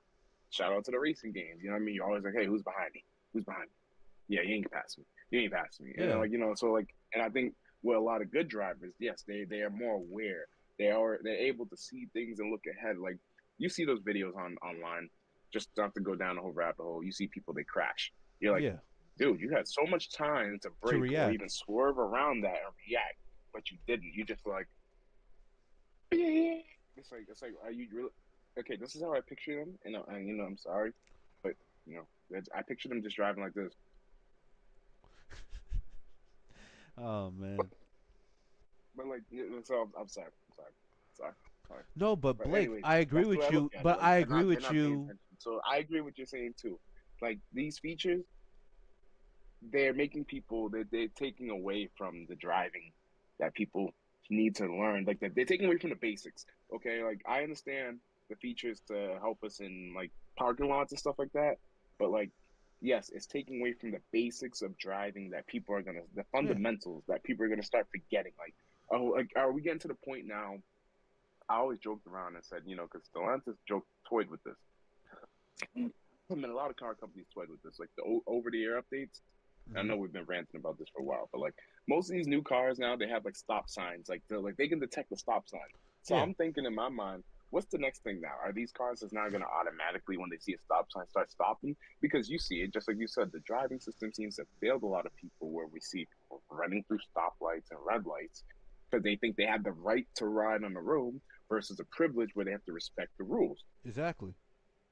So Exactly. that's That's why I all I'm would joke saying. and Like, think that hey, that's what because we're like, gonna get to. cause like I understand Mm-hmm. where you're coming from as Mm-hmm. far as the driver aids that are helping you. Helpful. What They're helpful, but I, then what it you go know ahead. what that tells me? You know what that tells me? That now there's two negatives. Is why do we need these systems when we're parking and getting out of parking spots? And two, who the hell is teaching these bastards to speed in the parking lot? Who's giving them this self-centeredness that they could drive or any speed at any place they want? Like there's for that positive that you said, there's two negatives, and that's the You're problem absolutely with right. driving right now. I agree with you in a sense where You're right. it's like let's say you're trying to back up and like let's say for some reason the car designers don't design the cars with big enough windows, you need a backup camera. I am all for a backup Yes. camera. Yeah. Yeah. I get it. Little things It like that. makes Yeah. Yeah. sense. Little. Like yo, Yeah. I don't need to put a backup camera on my Foreigner, but I can the windows are wide enough to where I can see and like I could just back up wherever I want. Granted, And you're will a not backup faulting the camera backup be camera. nice? Yeah, it'll be nice to Yeah. have a Yeah. Like it'd backup be camera. nice. It'll be nice to have it. Do I need it? Right now, no. If I No. get a car that's so aerodynamic to the point where I can't see out the windows, like a Alfa Romeo Stelvio, yeah, I'm gonna want a backup camera because the windows are so small I can't see clearly all Yeah. around me. Or even like I'll say this for example, like even like larger cars, like larger trucks and SUVs. Like Escalades, Those your 360 cameras, QX80, yes. the Sequoia, Yeah, the they come in handy with LX570. a 360 camera. It makes That's it yes, neat. it makes it That's a much neat easier. feature. because that's actually useful. It provides use. Like I get what you're saying. Like these autonomous features, though, it's like we Yes, don't need yes. autonomy. We like safety features are cool. We don't need autonomy. That and I think We that's need where like better I was crossing the educated line. drivers. Better We need better educated educated drivers wouldn't it? drivers so they're more aware. Then we could implement safety features for the few bad apples. We shouldn't have 80 bad apples and like 20 or 30 good apples. No, we should have 80 good apples and maybe 20 bad apples where we say, okay, hey, this is for those rare situations that you need it. We shouldn't become reliant on it. I understand. Exactly. Just like how That's all I'm Tesla's right now, saying. like today. Like you see people in Teslas, right, all the time. They won't even touch the wheel. Some people they got fined. They were sleeping behind the wheel. That's just that's just being reckless. Of course, but that's it goes back to And I see why you're saying that's the problem because that's what most and I don't know why, but that's what a lot of people are gonna start using it for instead of saying, hey, this is just helping me. You know what I mean? This is just this. I'm still driving. This is just like, another set of eyes. Like I always joke around and say, oh, I got my backseat driver. My car is my backseat driver. Like you know what I mean? It's like, hey, did you see that? I'm like, I see it. Like I'm like there's nobody there in front of me. It's like beep beep. I'm like, there's nothing there. I'm like no, you see a ghost. You know what I mean? So like it's cool, but then these other people, yes, they're gonna become reliant. They're gonna say, hey, exactly. my car didn't beep at me, so I didn't see the person. And I already know that's gonna be the new lawsuit. Just like Tesla got sued already when they first came out with autopilot. That's why we have this new system of level one, level two, level three, level four, level Yeah, five it's driving crazy. because they got sued back in like 2013, I think, or 2014 for labeling the system autopilot. And somebody won the lawsuit because guess what? They said, hey, you guys called it autopilot. What does autopilot in the definition say? You know what I mean? And literally, that's how they won. And Crazy. that's just the mentality of people, I hate Crazy. to say, because That's you a know what I way of mean. Just coming up with just just money is thinking just one checking the like that, right? fine print. Checking the fine. It says autopilot. Oh, let me check the definition. Oh, let me see if this actually does it. Oh no. Oh, we're gonna get my money, baby. That's Mm-hmm. crazy. That's crazy. Gotta love it, and American that's kind capitalism. of why Gotta a lot of love it. these systems. Um, That's why a lot of these that you systems know what are that is? rebranded. That's American cap. That's not just capitalism. That's American capitalism. Yeah, that's American capitalism at its finest, right there. But And that's how you enough do it. politicking and bullshit. Let me read this last section and let's move on from this topic. This stupid self-driving bullshit. Atlantis. When traffic and environmental conditions allow it, a message will prompt drivers that auto drive is available. They can activate the system with a physical button, prompting the auto drive to take control of steering, following distance to the car ahead, and adjusting speed and braking. Stellantis said it is also working to develop the system further and hopes to increase the top speed to 59 miles an hour while also adding off-road capabilities down the line. In a written statement to Car and Driver, a Stellantis spokesperson confirmed that the system isn't available yet. Beginning quotation. Our level 3 technology is fully developed and ready for development, but the deployment. But the current market for autonomous driving at this level remains very limited. We have made the strategic decision not to launch it at this time. Once the market matures and conditions become more favorable, we will evaluate the path of commercialization, the spokesperson said. End quotation. I'll end it off at that. We basically everything they just said we literally we just just covered. we just ranted, yeah, covered, and literally We all I'm covered gonna it say right one through more it. thing is I hope they don't release their system because it sounds like their system sounds exactly like what the nightmare you're talking about. Oh, That of that course. that's what I want to add. But Versus like Mercedes and Cadillac and even Infiniti and Toyota, where their systems seem like, hey, we're just making a system to help you. That seems like what you said. That seems like a system to control. Why is my car autonomously driving off road? But I'm gonna end it on that. yeah, Like we'll end it off what? that. Let's go to this little subtopic before we go into the next topic.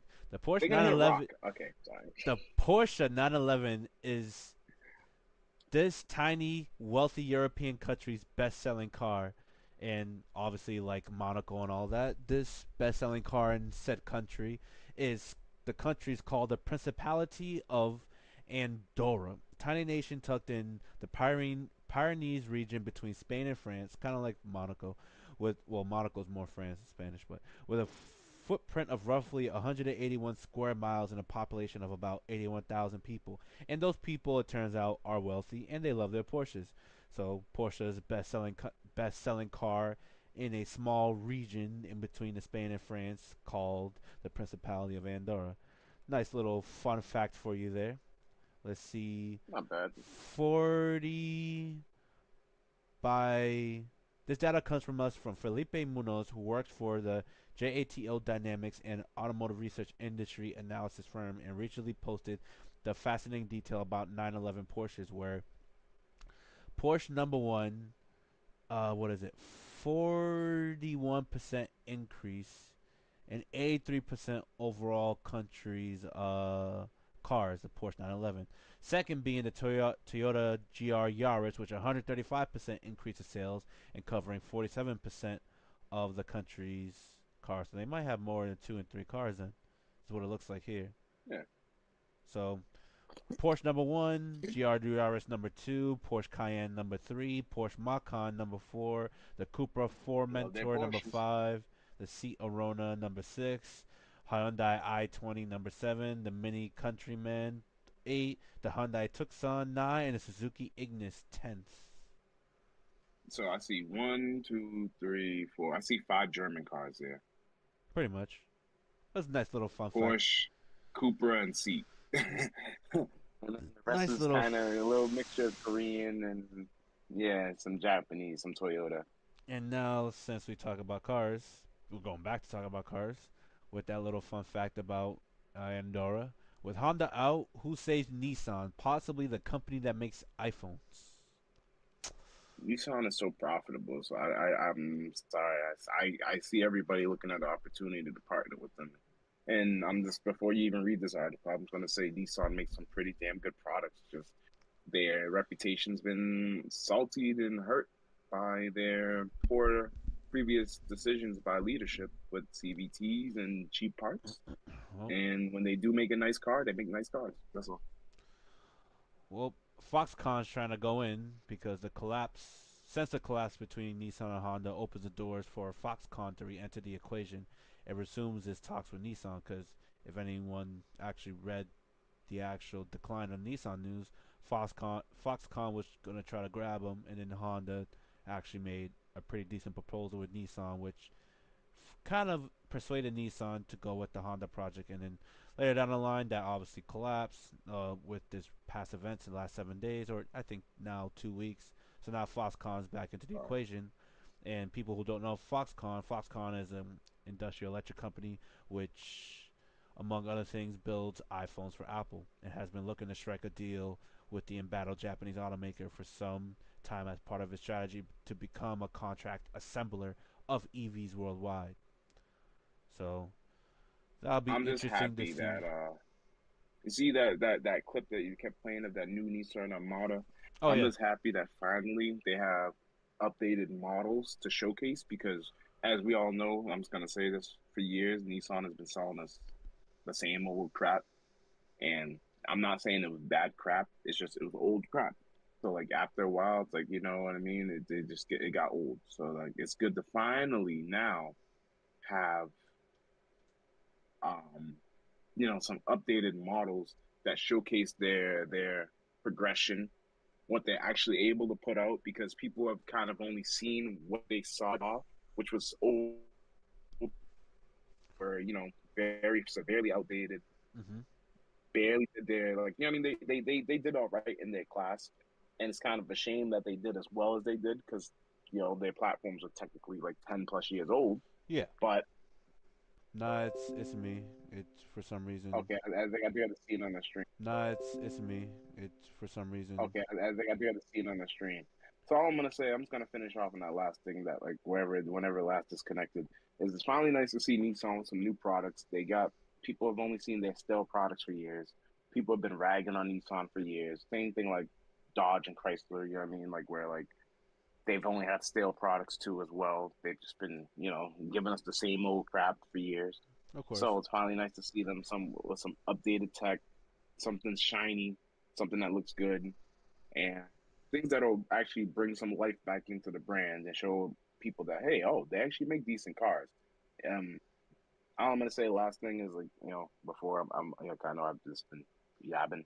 Nah, Um, do your thing. Nissan, Nissan, in my opinion, they made such great products that they got outshined by reviewers in North America to review like the American offerings and all the other things that people always appreciate the Nissan after the fact that it's like old. Like I think Cletus McFarlane just did a Nissan Altima race. I don't know if you've seen that. I've seen There was it. an It's Altima actually race. quite interesting. Yeah, like it was just a bunch of Altimas. So I'm like, we all know Nissan makes some fairly decent products, and it's kind of hilarious because we always talk shit about Nissan, but they're always there. I have to say, like they've always been there. They've always been in the background. They've always had some staple cars throughout our years of like time on this earth. So Hmm. we always kick brands while they're down. And I feel like people have been kicking Nissan a lot, especially because they've seen them down with the CVTs. But we have to say they make good premium cars. Well, Nissan is in big trouble. Operation profits collapsed 90% in the 6 months to the end of September 2024, an I like how unnamed you started senior that. leading an unnamed senior executive to tell the Financial Times the company has just 12 to 14 months left to survive. Nissan stock slumped 6.3% in the immediate aftermath of the announcement that merger talks with Honda have been ended. And the company's current market capitalization of 10.34 billion, roughly a quarter of that of Honda's, is 34% less than what it was a year ago. It desperately needs a partner with deep pockets to help sort out the mess it's in. Foxconn has deep pockets. It's currently worth more than 10 times as much as Nissan. Foxconn wants to be car makers what it already is to Apple and other consumers electronics brands, a low-cost assembler of products for third-party auto companies. In October 2024, it unveiled two EV quote-unquote reference models, a minivan and a small bus that joins a lineup of six earlier designs, including a pickup truck called the Model V and a Pininfarina-styled crossover called the Model B. The automakers can pick from, fine-tune to their liking, and sell with their own badges attached.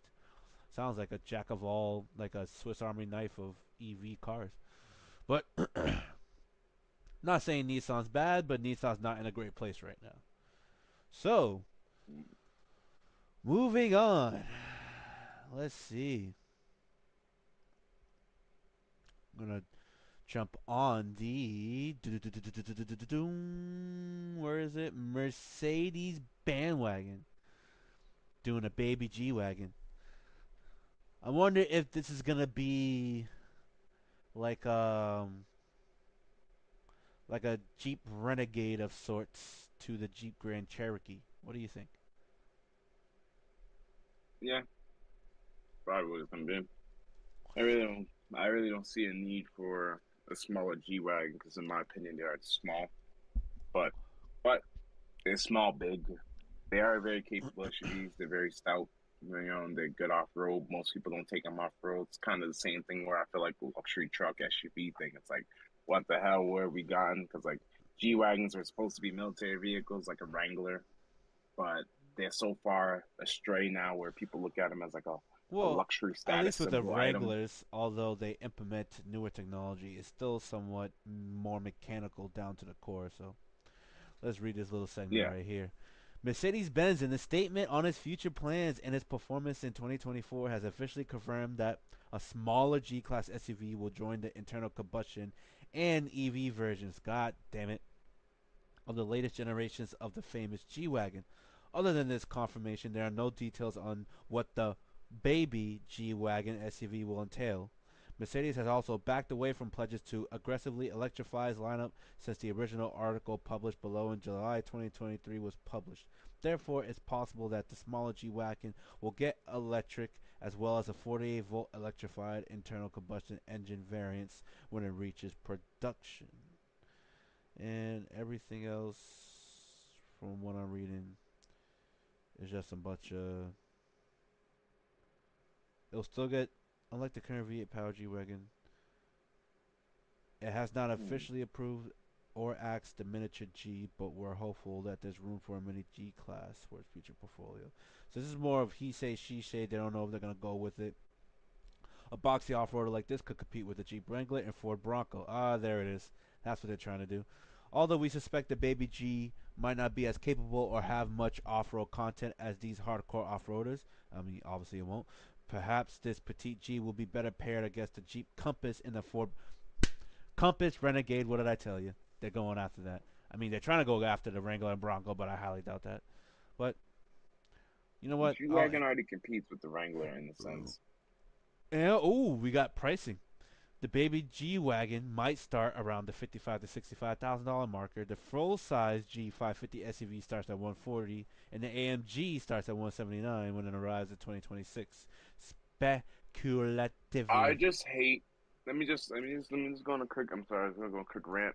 Mm-hmm. I hate society because they'll see a G wagon and think that this is an all new car and like it's No, all new, and literally it's just like a Toyota Land Cruiser 70 series or Nissan Patrol Y61 or even a Land Rover Defender before the new Defender that just came out. Like I'm talking about the old Defender that was like production from like the 70s to like 2015. Um, these are all cars that were just a frame off-road beasts, and people go in and buy the G wagon, and for years since like the 2000s, the G wagon has always been this parts bin car. It always used like a random Mercedes steering wheel, whatever dashboard or cluster was available, whatever window switches, and whatever radio infotainment system was there. But everybody would rather go spend 150, 170,000 just to say I got a G wagon. true, My rant's over. I'm not true. saying they're not good cars. They are amazing cars. If I had the money, I still would buy one. Don't get me wrong. I still would get one. I just don't understand why people would run us buy it brand new and take all that depreciation on. But you know what? I'll buy one depreciated. Sorry. My only saying on this, and I'm just gonna end it with before we get on to the next topic. I'm gonna say hot take: the JL Wrangler rides better than G wagon. I said what I said. That's You know what? that's my hot take. I haven't been in a G wagon. I have been in a Wrangler. But when I've seen people talk about the G wagons and how they ride, I'm just gonna say I can safely bet I can agree with him because a G wagon rides on solid axles and is not a It's performance the same capable platform. The like same platform as like a Wrangler. Solid axle, body over yeah, frame, boxy style. One of them comes with a V8, the other one comes with a V6. But the yeah. I'm One of them when I'm comes with I a was V8 on steroids. I'm a stick with it. The JL, not JK, JL Wrangler rides better than a G wagon. JL and JT, the Gladiator and the I bet Wrangler. you know what. So hot take, right? 392 Wrangler versus G. I'm not gonna say AMG because it's not fair. G550. How about that? Well, the Go the cross shop those cars, guys. the Mercedes is always going to be faster, but the ride Yeah, they will quality, be. the ride quality, I'm giving it to the JL Wrangler. I don't care. The Mercedes are I did always going to be see. faster, especially with the twin turbo hot V four Yeah, liter V8. It's always going to be faster. again, don't think like don't. I'm not gonna say G wagon isn't capable. It's gonna be a capable off road beast, guys. Just don't go off road. I mean, those don't go on the road thinking you're gonna out handle like an M3 or X5M or even a Trackhawk or something. No, you're gonna need the GLE for that if you want to actually compete Yeah, on true. like a racetrack or a GLC AMG, not a G class. A G class is a off road weapon that has a very capable Well, the V8 the G wagon and competes with the Wrangler anyway, and the Bronco. Well, now the new Bronco, exactly. but it was always meant to compete with those. So it's not Yeah, like they built it intending to compete with the M3. They built it yeah, trying to compete with their off-road counterparts, which makes sense. yeah. Which also includes, if you guys want to also throw it in there, the Range Rover Defender, which now you can get the Octa V8, which comes with a BMW V8, ironically, or you can get the supercharged Jaguar V8 for the last year. Yeah, of course. But moving on from that, Is as bigger far now. as as far as that goes, now we're actually talking about cars and not politics. Um, Retro builds. What do you now? Actually, before we get into this, what is your hot take on retro builds or bringing back the old and making them look newer? Like, let's say, for example, I'm all for it. like Lamborghini when they did the I'm all for it. Countach. I'm all for it. I see. I'm a big believer in technology. I love technology. That's why I like working in IT. But I'm a believer in technology. The reason why I'm gonna say that is because you're taking the best of the old. You know what I mean? For example, give it a new infotainment system, update the lights. give us some new modern styling. Like most of the stuff that was built back then was built with the means that they had, which was okay at that time, okay at the time, state of the art at the time. Today, we already know we've progressed so far. We have AI, For we have sure. things that can now like sculpt and reshape everything. We can now get those body lines. Like my favorite thing about seeing cars from the 60s, 70s, and 80s was because people didn't complain about fender gap or hey, this line didn't match up or things like that. They were just happy that it was a good car and it worked. But today we've come so far where like that gap doesn't line up. Now I'm not saying that we shouldn't critique cars on that because we should. We have come that far, so Hmm. like we shouldn't have discrepancies like that or millimeters off. I'm looking at you, Tesla. We should have cars that are all uniform and like, hey, this is symmetrical with this side and it works structurally sound. So I'm all here for updating these cars with newer light technology, making them more modern, better wheels, better brakes because Mm. brakes definitely have got technology's gotten better. Wheel technology, the rubber's gotten way better. And hell, you hear me always say it, transmission swap the world. I bet a lot of Of these course. cars that have these old transmissions, manuals or automatics can all benefit from a newer, modern, more advanced manual transmission or automatic transmission. And there's probably even some engine mods that they'll be happy with. Like, all right, let me keep it simple. AC systems, R112 versus R134A, right? Or Well, whatever. R12, That change. R134A, R1234YF, and there's probably gonna be a new one coming out pretty soon. Yeah. So like just that. Just keeping on that. I am done. I'm gonna let you go ahead, go into the details for me. I like retro builds when it comes to certain cars, not all cars. That's just my take. Okay. Cars just like when Lamborghini did the Countach when they revived that. I wish I had the money to Yeah. buy that because I would have bought it straight away.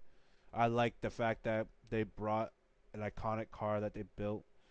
I know everyone's gonna say it's a Miura, but to me it was a Countach because it did a edgy design. It was their first take Yeah. on that, and it kind of to That me wedge, to aggressive me, wedge. well, it's not only a wedge. To me, it kind of told you 80s the wedges. Lamborghini does yeah, I know. It kind of told you Lamborghini's design and how they were going to proceed with a lot of their designs in the future. It was always going to be edgy. Although there was going to be some curves, there was always a straight line somewhere or a Yeah. curved line. Huracan, Gallardo, Aventador, Murcielago.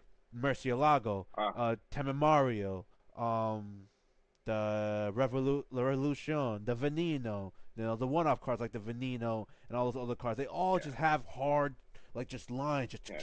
Even the Urus when it came out. Well, I'll even throw The that in there. Mir, Even for yeah, the SUV, it Urus, has some yeah, lines on it. yeah, they have a lot of lines. The only car that came with nice curves, in my opinion, was the Miura, their first car.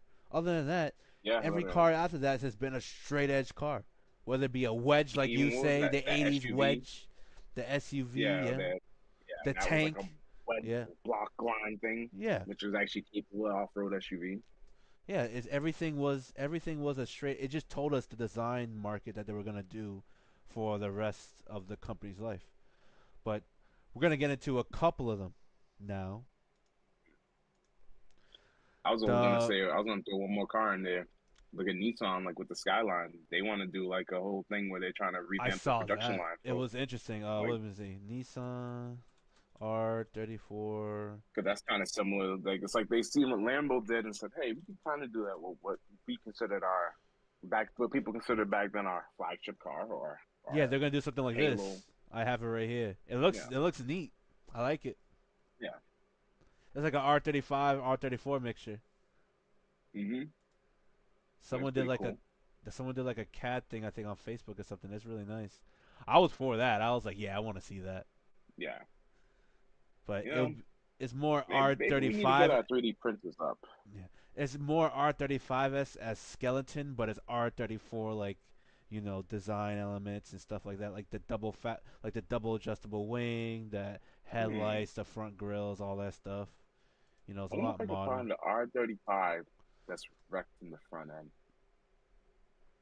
Like to make it more You know what I'm R34s, looking for? they should straighten more of this out and make it more. I mean, even the back I think is R34. Yeah, the back is R34 esque, even though it's R35. So it's nice. I would definitely like to You see know what? that. If they were to do something like this, I would definitely want to see it. So, do you think we should make a kit? I think we should make a kit. I think there's a lot of money in that kit. Yeah, I think we But should. what? But so now, are we gonna go with the VR38? Are we gonna make Are you gonna make like an inline three out of a half of VR38? Are we gonna go 90-degree VR38? Like if you want to make a 90-degree block, are we gonna go RB 26 days and make the cast iron block aluminum and just do Nicocell liners? Like what are we doing? That's the issue. I would Cause rather keep it half. that nose is small. I'd rather keep it as a VR38 only because it gives us that more modern take on making power out of a V6 versus an I6. We know I6 is capable. RB is a great motor. They both sound really good. You know what I want to see? That's I want to something I see. feel like we need the R34 and R35 I want to together. We see just gotta have them to. I want to see them pull the Ferrari F154 design or like the Alpha 690T, both designed by the same dude who now works for Alpine as far as Mm, their mechanical engineer designer, the CTO. I want them to oh, do what he designed the engine for the Alpha Giulia Quadrifoglio, and it's 90-degree V. It could be the same bore stroke. Maybe you shorten the stroke. I have no idea how they want to do it. Make it dry sump. Make it slam that bitch right to the ground. You know, if you want to do an all-wheel drive concept, shove that engine as back as far as you can and make the drive shaft go right in front of it, whatever it may be. And what is it? And still do twin turbo and not hmm. do. I would probably say do individually journal things so that it even fires like the VR38. But I also want to hear what a big displacement V6 with a column pin crank, so it'll be a off firing like 90-degree 150 90 150 90 150. I want to hear that in like a VR38 esque head style platform with a 95.5 millimeter bore and an 88 millimeter stroke or 88.3 or something millimeter stroke, like a 3.8 liter, or make it a 3.5, shorten the stroke. Who knows? Well, I would want to see that. I would definitely want to see that Yeah, that would be interesting because you lower actually. the center of You know what I gravity. could hope? You could lower the center of gravity, make the car shorter, make it a little wider, make it more mean and aggressive. It could be like a GT car in a sense. You know, I would hope then. You know what I can hope then? Let's hope that Nissan, and this is my little quick take on Nissan. I just hope they can make enough and recuperate enough money from the SUV sales because from what I can gather and for what I've been saying for years, the overseas their biggest selling cars are have been the SUVs and like the patrols in like Dubai, Hmm. Australia, and Hmm. in the US they'd be called the Armada and the QX80. Um, if they can recuperate some of those sales, because that's always been their most expensive model aside from the R35. Like you said, the R35 is basically not even a Nissan. That's like a whole special team. Like they might That's as well literally a call it race special team. Nissan That's a team. race team Like all day. they might as well call it Team R35, and then like that's why that's why you barely see the Nissan badge on it. So um, I got you. Who's if they can it's recuperate money, It is then I Naoki hope they make. Nakata's car right here. That is Naoki Nakata's car right there, because he initially wanted to put the V6 in the R34 during the JGTC Championship, and that ended up being axed, the GT500 style, and he was never able to achieve his goal. That is that guy's car right there, Naoki Nakata. That is his guy. Him, the exterior design Hiroshi Ono, and the interior design Akira Nishimura, and the chief designer Hiroshi Hasegawa. That's there. That's them. Like Chief. it's That's all amazing that they built engineers. this car. All It's amazing that they engineers. built this car with what they built it with. Like basically, like for example, let's just like not to go down a rabbit hole. Toyota gave us the LFA Epic car, right? But Of like course. it's not like any other Toyota. And then literally the GTR here is basically like a G35. Then they basically said, all right, we need to redo everything on it. Like let's Well, like take this car. We need to make it wider, make it stiffer, different and engine, it's different front end suspension, and like they basically said, "Hey, this is not the same car at all in a anymore. This is sense, now in a a sense, GT." I agree with you. This is another one of those cars where it was an engineer's all out thing. My only problem with that Yeah, is this is more of a sports car. It is more of yeah, a succession to what's already there versus the LFA where nothing happened. This never happened. This is a one-off thing. This is where engineers Yeah, went wild and crazy and was like, we're going to set a new standard. And just like the LS 400, where they set a new standard for luxury cars, the LFA set a new standard for supercars. Hence why we get yeah. all these crazy supercars to this day. Like that's what I think. Like I do agree with you partially, like 50-50. I do agree with you. Like yes, the engineers I know kind of what you went mean. wild with the GTR, but there was always a GTR. There was never an LFA. And And and that's what I mean. That's what I mean. There was, like the LFA, that's what I mean. There was no other Toyota like it. Where like this car was kind of like, this is a G35 on steroids, but like it's progression. Where the LFA was like, hey, let's show you guys what we could really build. This isn't a Supra of on course, steroid. This isn't a continuation of a Supra. This is a brand new all out. Hey, we're building ourselves a supercar. yeah, they wanted to You know what I build mean? their own thing. where where the GTR, people can call it a supercar, but like you said, it's not really a supercar. It's really a sports car that can smack some supercars. That's it. Of course, but that's it. So It's just a sports car on steroids that can smack some supercars. we got as far as resto mod cars or resto inspired cars, the Resvani Retro R11 is obviously a Porsche 911 in the old school martini cloaks. We see the martini colors and lines. Hmm. I Hmm. think this is the ST version with that wing, unless they did their own, style wing. Comes with either See, 600 or how do I 750 feel about Res horsepower. Body? Hold on, let me just continue this and I'll answer that. Based on Yeah. the Porsche 911, the RR1 comes with either 600 or 750 horsepower and is offered with both manual and automatic trans. Only 50 will be made, and the conversion will cost $195,000. That's fucking ridiculous. But if Porsche people can buy Porsches, Porsche people usually got money. Small automakers specialize in Mm-hmm. rebody model cars that have revealed this latest creation. Based off the 992 generation, which is pretty much the current of the iconic 911, which features courageous bodywork with old school charm. Even it has the interesting wing from the old what was it? I think Yep. the 80s or 90s. RSR. Their first all-wheel drive Porsche, which is actually quite interesting. Mm. The vents and style, the styling, the martini colors, they even have the hashtag retro. That's actually really nice. I kind of like this. I ain't gonna lie. Yeah. They even have some of the old school body lines. Yeah. Circle headlights. That's pretty nice. I ain't gonna Multiple. lie.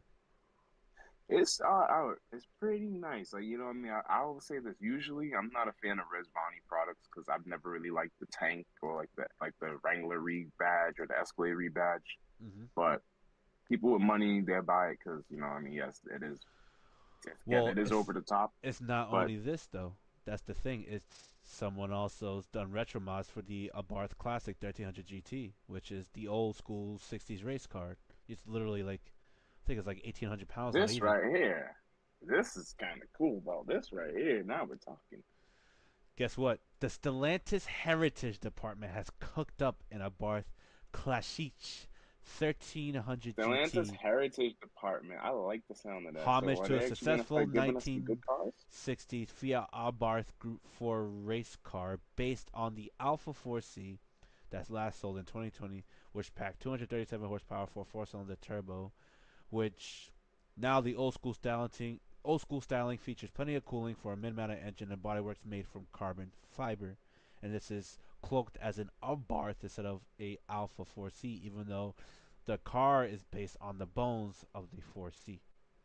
So this is another Mm, interesting one, which is I like. It's nice retro style. We obviously saw the more recent the Alfa Romeo 33 mm, Stradale Halo car, which is powered by the Alpha 690T twin turbo V6, which is nice. yep. We've seen that. We now got the Aela 60, which is a lightweight Ferrari power manual sports car out of the bones of a 360 Modena, which is also another Mm, interesting little feature. Interesting, cool car. Powered by Ferrari, interesting. which is nice. 6-speed manual. All Interesting. Interesting. the we see the BMW 3.0 CSL revived with 533 horsepower and a 6-speed manual. They bring him back to CSO. You know, I think it's more concept, but it's Competition nice. Sport Light. Yeah, it's more like it shares its bones with That's the kind of with cool the though. new G80 M4. Hey, So I was gonna say, I feel like this is much better than the XM, and they said it right there. I was about yeah, to say, I feel yeah, like they this is do. a much better representation. Like when they said, "This is the representation of M." So we also got that, To who? but we also got a resto mod from a Lamborghini Gallardo, which in Motor One Ah, I've says seen this nobody one. asked for the Lamborghini Gallardo resto mod, but we stand. The Tetson Ethna revs to 10,000 RPM and comes with a gated six-speed manual. Resto mod companies take classic cars and upgrade them with better powertrains, new suspension components, and a premium interior in an effort to make them nicer to drive while retaining that classic charm. Some companies like Singer, Love it. which makes the Porsche, and ProDrive do it exceptionally well, but almost always the car in question are decades old or more.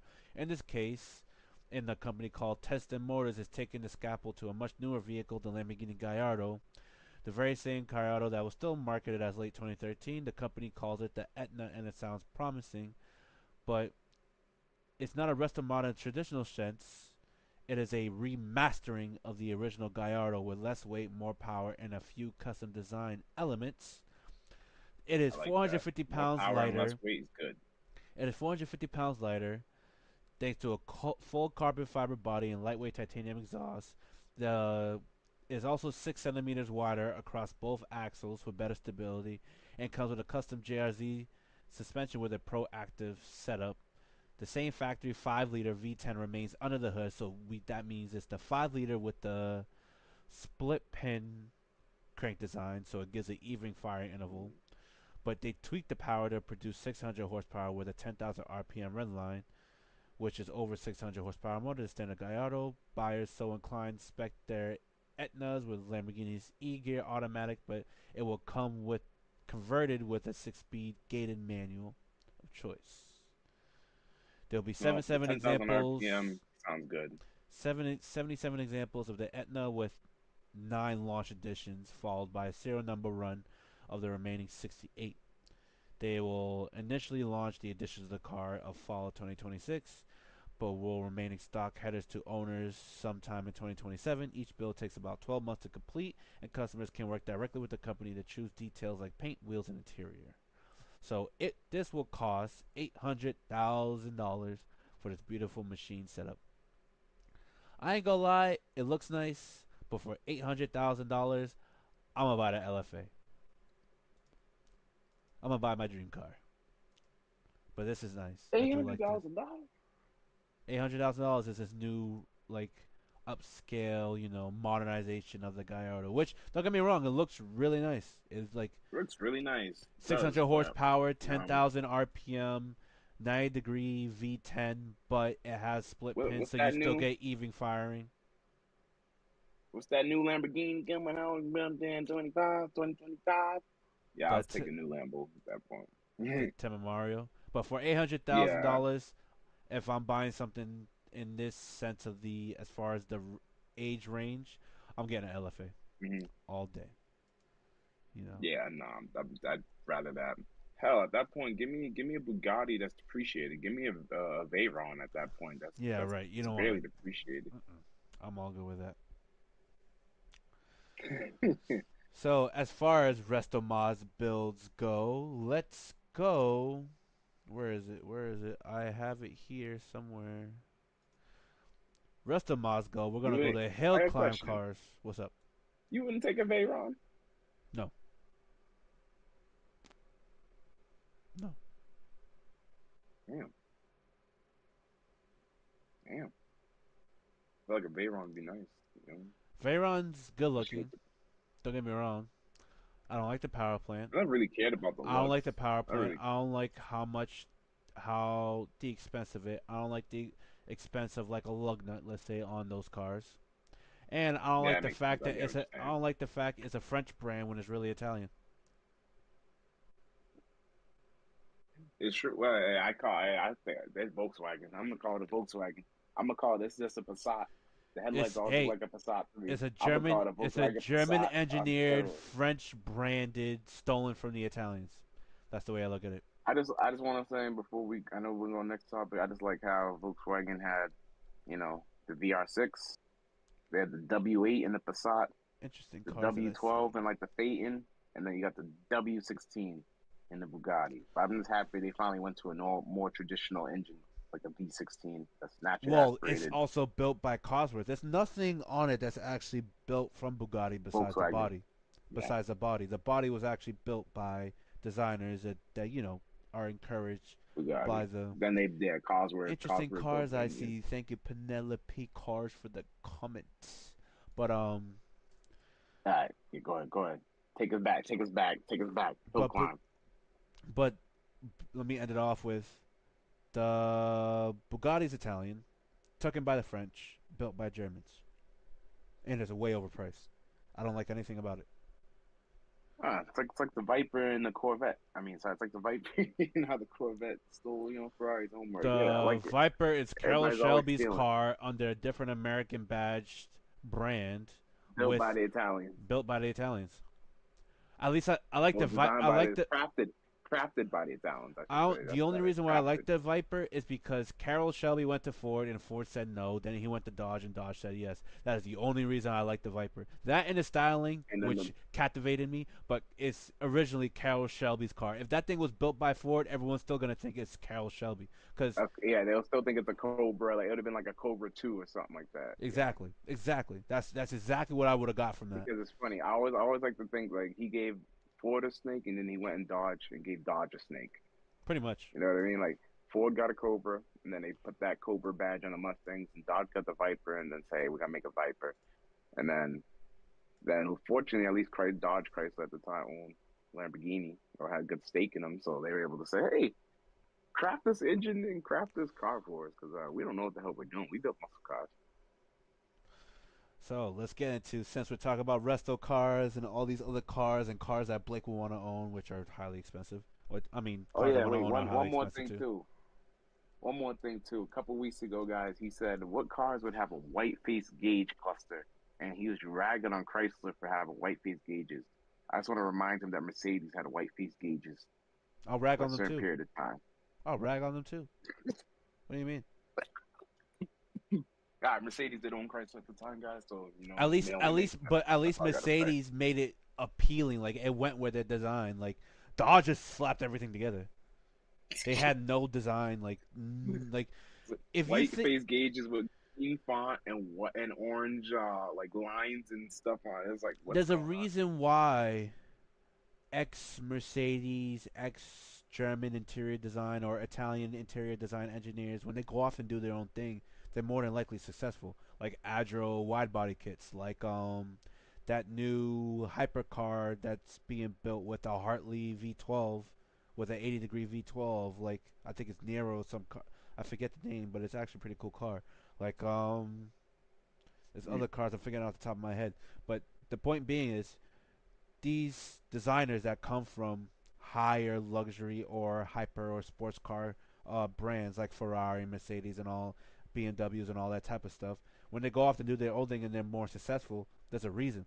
When designers that come from America, when they go off and do their own thing, more likely they fail. It's because of those times that it's just all bland. But of those times, yeah, of those engineers at the time, as far as their European counterparts, they're more successful. They actually look good. But at the same time, when the Americans try to do it, they look like shit. And the American designers because get all the Americans try to flack. cheap out. Yeah, the American designers get all the flack, while the European designers they get all the praise, and the designers go away, do their own thing, and they end up being even better than ever before.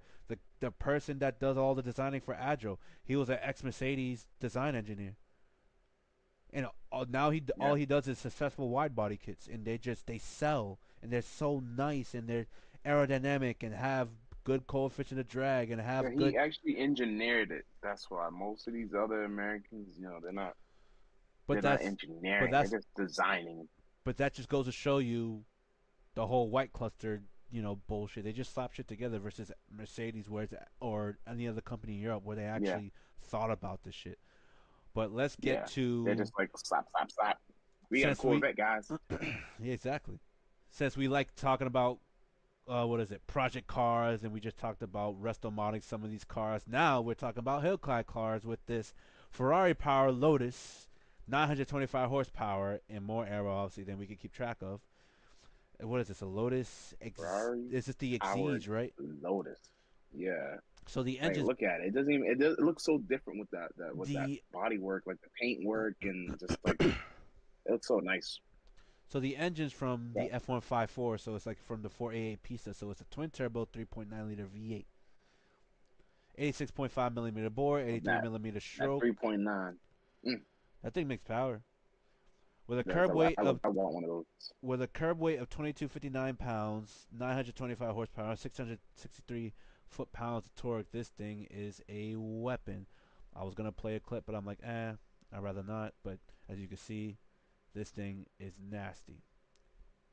Which goes to show you, find a Lotus or find an Alpha 4C, put your own engine in it, put your own wild air on it, and go bananas, and you're probably gonna be the next topping topic. Yeah, find something light, You but it see? has to have the right suspension geometry, not just light. Mm.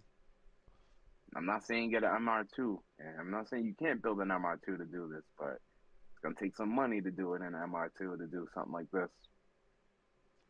No, it's nice to see. I like this. I like this a lot. Yeah, and It, Lotuses have always been really phenomenal handling cars. of Phenomenal course. with reliable power plants because they use Toyota engine. They swapped that out, but There we this is go. where this is the part where we just talked about money, and we wish we had a shit ton of money because I guess Gordon Murray will build you a custom car. Look at that. Look at that F1 inspired car right there. Well, why is it F1 inspired? I don't know, because he had a say in F1. That's his I car. don't know. I know.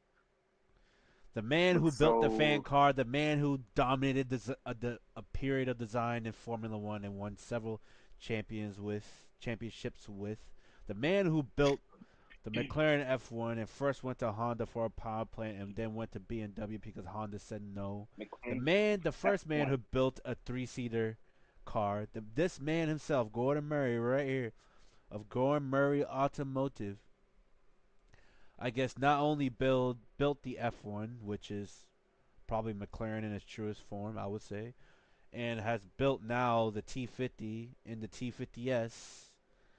Has and what was it? Gordon Murray T33, which is a two-seater. Oh yeah.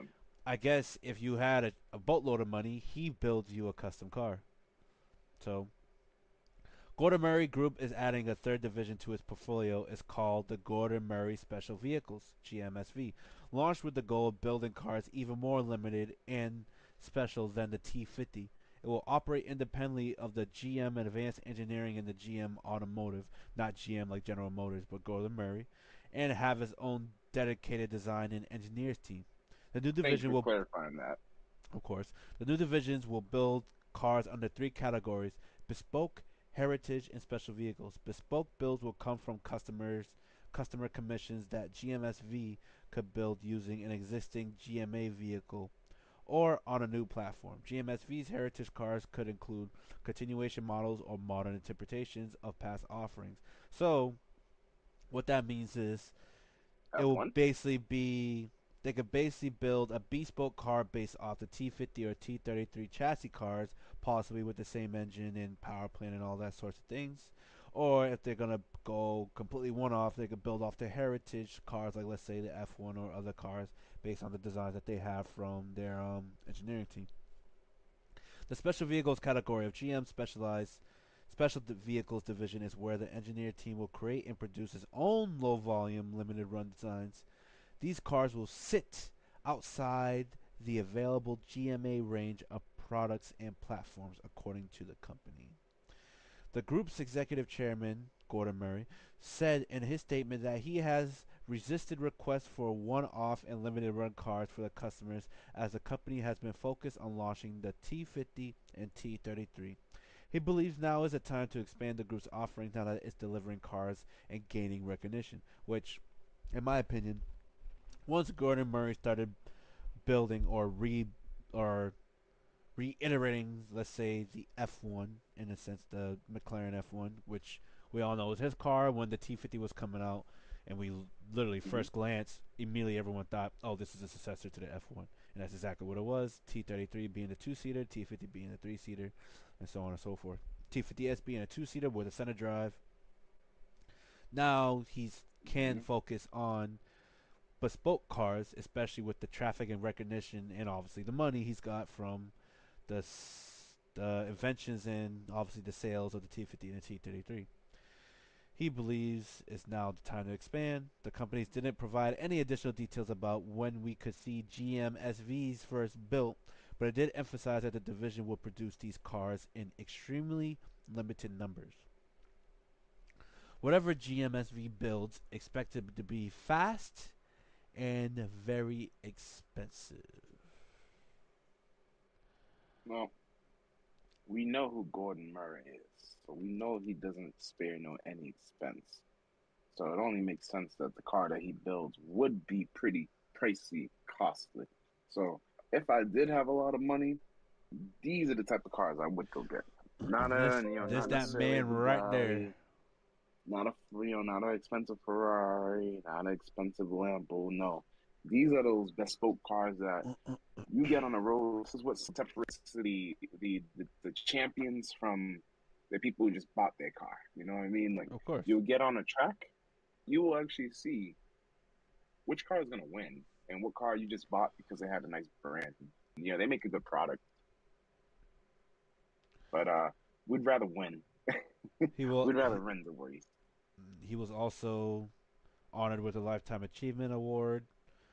Mm-hmm. Um, has been honored for almost 60 years at the pinnacle of automotive design and engineering. Obviously, that's based on his F1 efforts, Formula One Yep. efforts. Obviously, it says here automotive design in the Formula One and supercar fields. His legend lives with the T50, obviously, that's released, and his achievements also include his 5 Formula One championship wins with Brabham and McLaren, including his design and basically his car, the F1, the McLaren F1. Mm-hmm.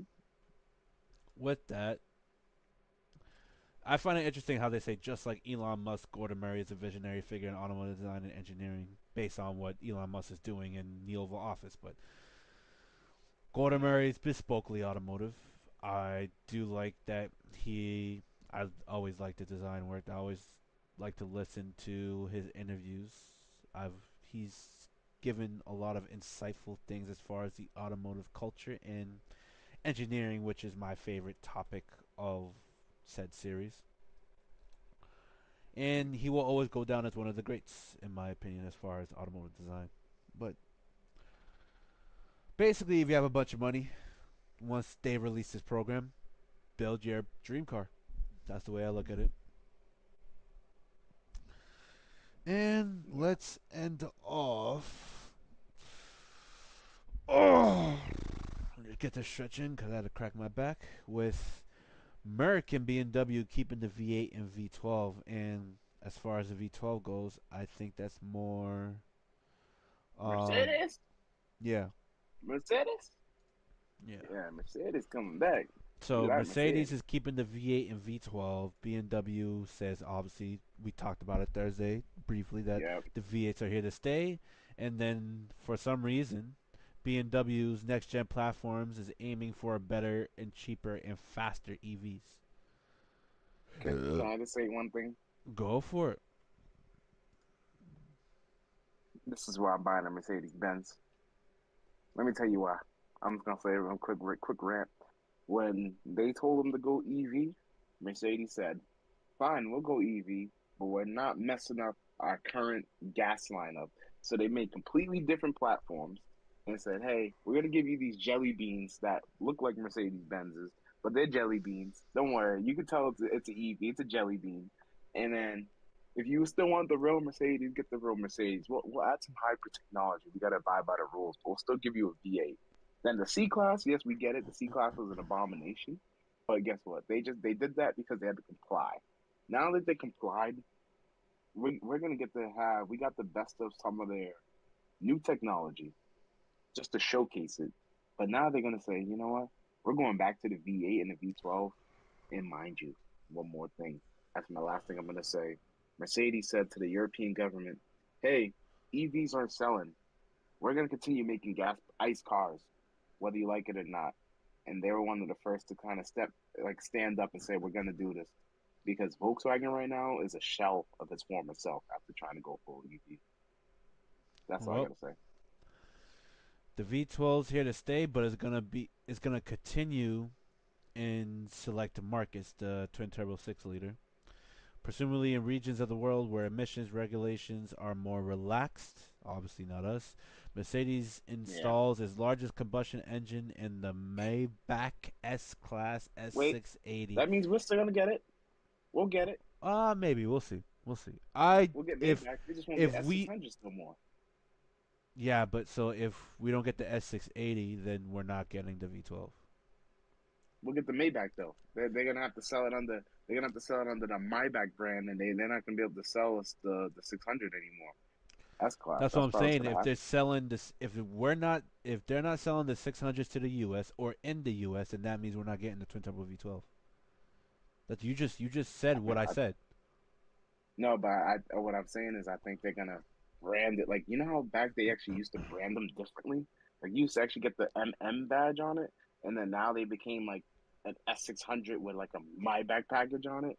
I hope they go back to just being a this is a Maybach, slightly with the Maybach badge on it, Well, it says Maybach right steering here wheel. Maybach S Class S680, so it's probably what you're saying. It's a package. Oh, That's what I'm saying. So if our regulations, American regulations, are strict enough to where we can't have it, then yeah, we will not get an S680. That's all I'm saying. And the armored S Class. Separately, AMG supplies a V12 to Pagani for its Utopia hypercar, which I think it will always supply. AMG's division will always supply Pagani with a V12. Mercedes is the only brand from the German luxury trio to retain its 12-cylinder mill in its portfolio. BMW killed it with the M760i in 2022 with the previous generation 7 Series and its limited run final edition flavor exclusive to the United States. That's neat. As for Audi, the W12 died after the previous generation A8 was retired in 2017. The current model was supposed to get the 6-liter unit, but the four-rings had changed of heart, although prototypes based on the D5 generation were built. So that's kind of neat that BMW killed the M70 in 2022, which were only sold in the United States, and Audi was just being Audi. But the V8's also stating in Mercedes, AMG's keeping the V8. They're doing a highly electrified V8 for future models, but they're still going to keep the V8, and they're also keeping the V12. There are no words I'm just about gonna the say one in. thing. What's up? We will get the S680. They already have it listed 2025 Mercedes Benz Maybach S680 on Mercedes Benz USA. S680L. S680 Formatic. All right, nice, cool. Back to what I was saying. Nice, we still get the V12. There are no words about the fate of the inline six, but since the bigger engines are staying, logic tells us that Mercedes won't give up on the 3-liter either. Moving down the range, get ready for a 48-volt electrified high-tech four-cylinder engine, which that also debuted on an AMG. Was it A45 AMG? It debuts Yeah. next month on the new Uh, CLA, which the small 1.5-liter C63, unit. No, it's the right? no. It started in an A45 AMG. Then it went. Then they did the six. Then they did the I think C63, and then the went back A, to I think the CLA, if I don't recall, I think the CLA is just naturally aspirated. I don't think it has enough space right there. for The hot for hatch that. A45 AMG came with the four-cylinder 48-volt with the Formula One turbo technology. Oh, it did? Yeah, 2 years ago, 3 years ago. Oh, Yeah, sure. Wow. it was the fastest I four-cylinder at did the not time. know. It was the fastest four-cylinder at the time. Then a year, 2 years later, they did the whole C63 promotion, and they realized that no one wants the four-cylinder. They want the V8. Yeah, I know the fourth one came. I know. Okay, yeah, I know the C63 was hybrid. I thought the A was just all naturally aspirated though. Fourth one. But yeah, Yeah, the A's. Yeah, the A and the CLAs. I think so naturally aspirated the 400, and then the V8 and CH63 had the V12s. hybrid. The V8s and V12s Yeah, are staying. The V8s are staying for the BMW side of things. I still don't like the new look of the M5, but to each their own. It has hybrid tech, making 717 horsepower, which I guess a lot of reviewers are saying how they like the previous generation M5 over this one because it actually felt like an M5. The new M5 feels more. They don't know. They can't tell the difference between that and the I version, the electric version with the engine. They they're they're saying it's quote unquote. It either feels like the i5. It doesn't. They don't know if it feels like an i5 with a engine or an M5 with a battery. That's how close to feeling they are. So they don't. They feel as if they can't tell the difference, and I guess it doesn't matter which either or you get, which kind of sucks. Because the M5 it has that presence, that dominance, that V8 growl, all those things, and the fact that it feels just like the i5 from what a lot of reviewers are saying, it kind of sucks that it went that route, I guess. But I don't know. What do you think? Yeah. Um, I think BMW shot themselves in the foot by trying to make a single platform that does both. If anybody has seen what doing that, we should look at Dodge with the new Charger EV platform. That Yeah. platform is supposed to be EV and ICE capable. Uh huh. So like that's why I've been following like kind of BMW, kind of seeing what they go, and why I like Mercedes for having different platforms. Another brand that kind of did like the double platform in one was Genesis. Like Yes. they basically took their ICE cars and then the floor basically got shorter. So when you got EV or hybrid models, you lost 3 or 4 or 5 inches in the floor.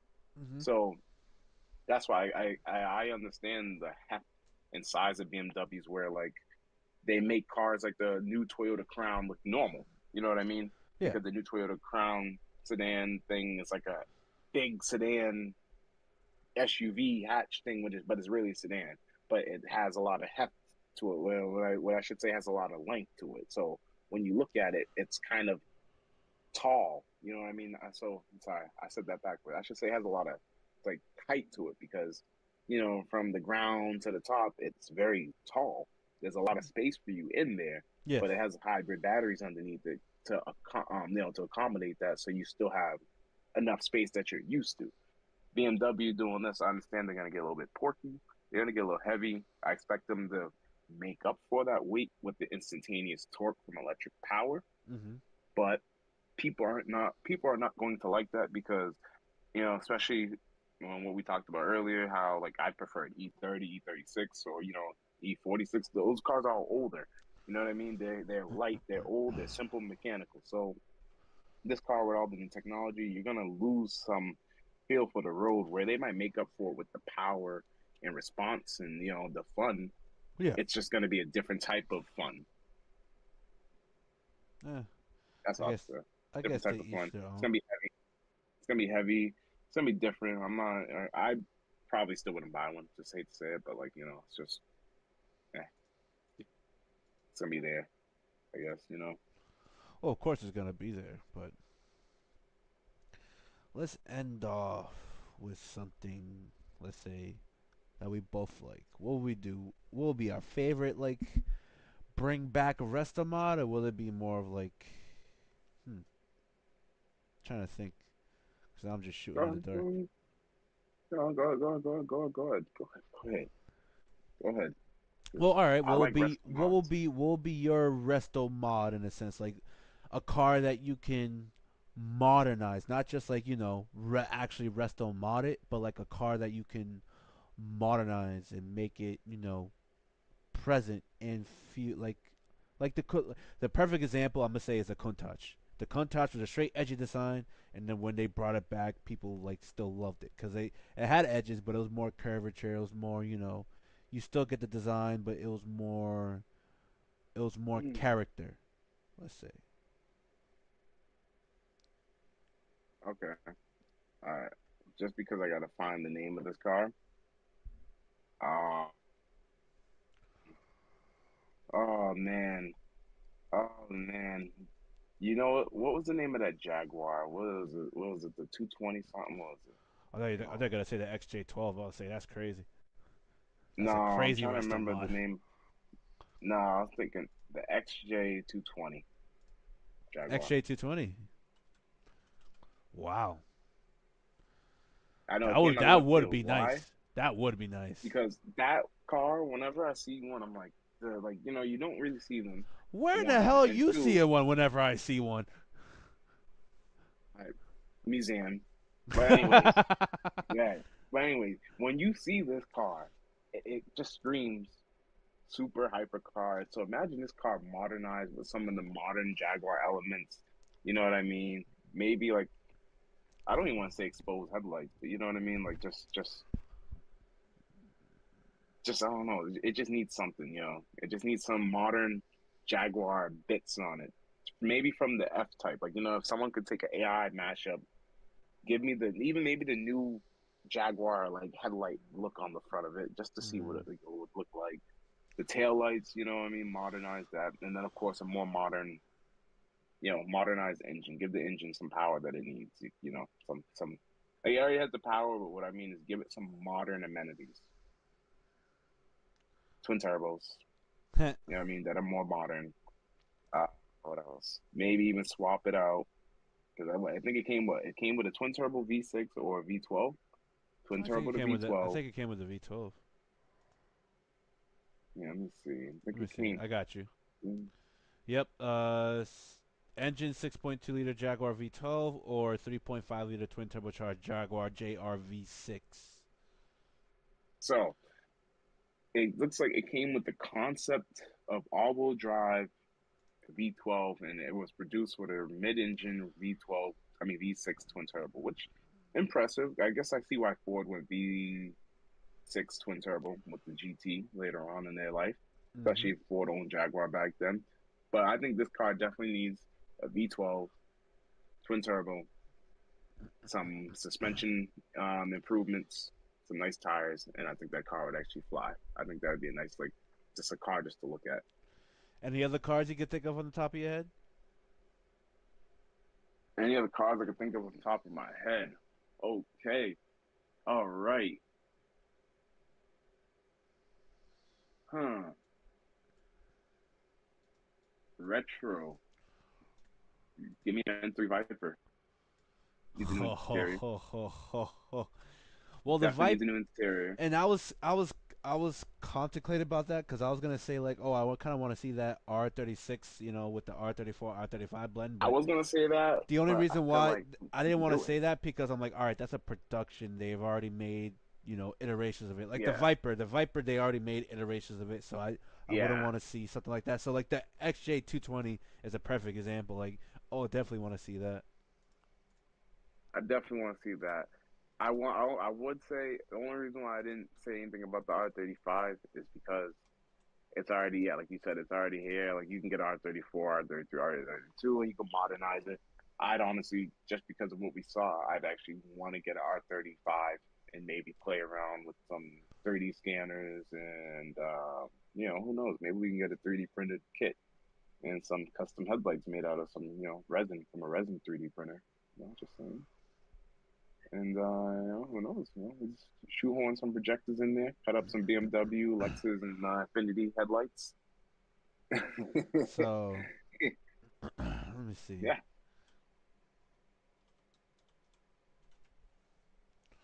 Me, I would say I would kind of like to see like how for like a Lamborghini did the Countach. I would like to see a F40 resto mod.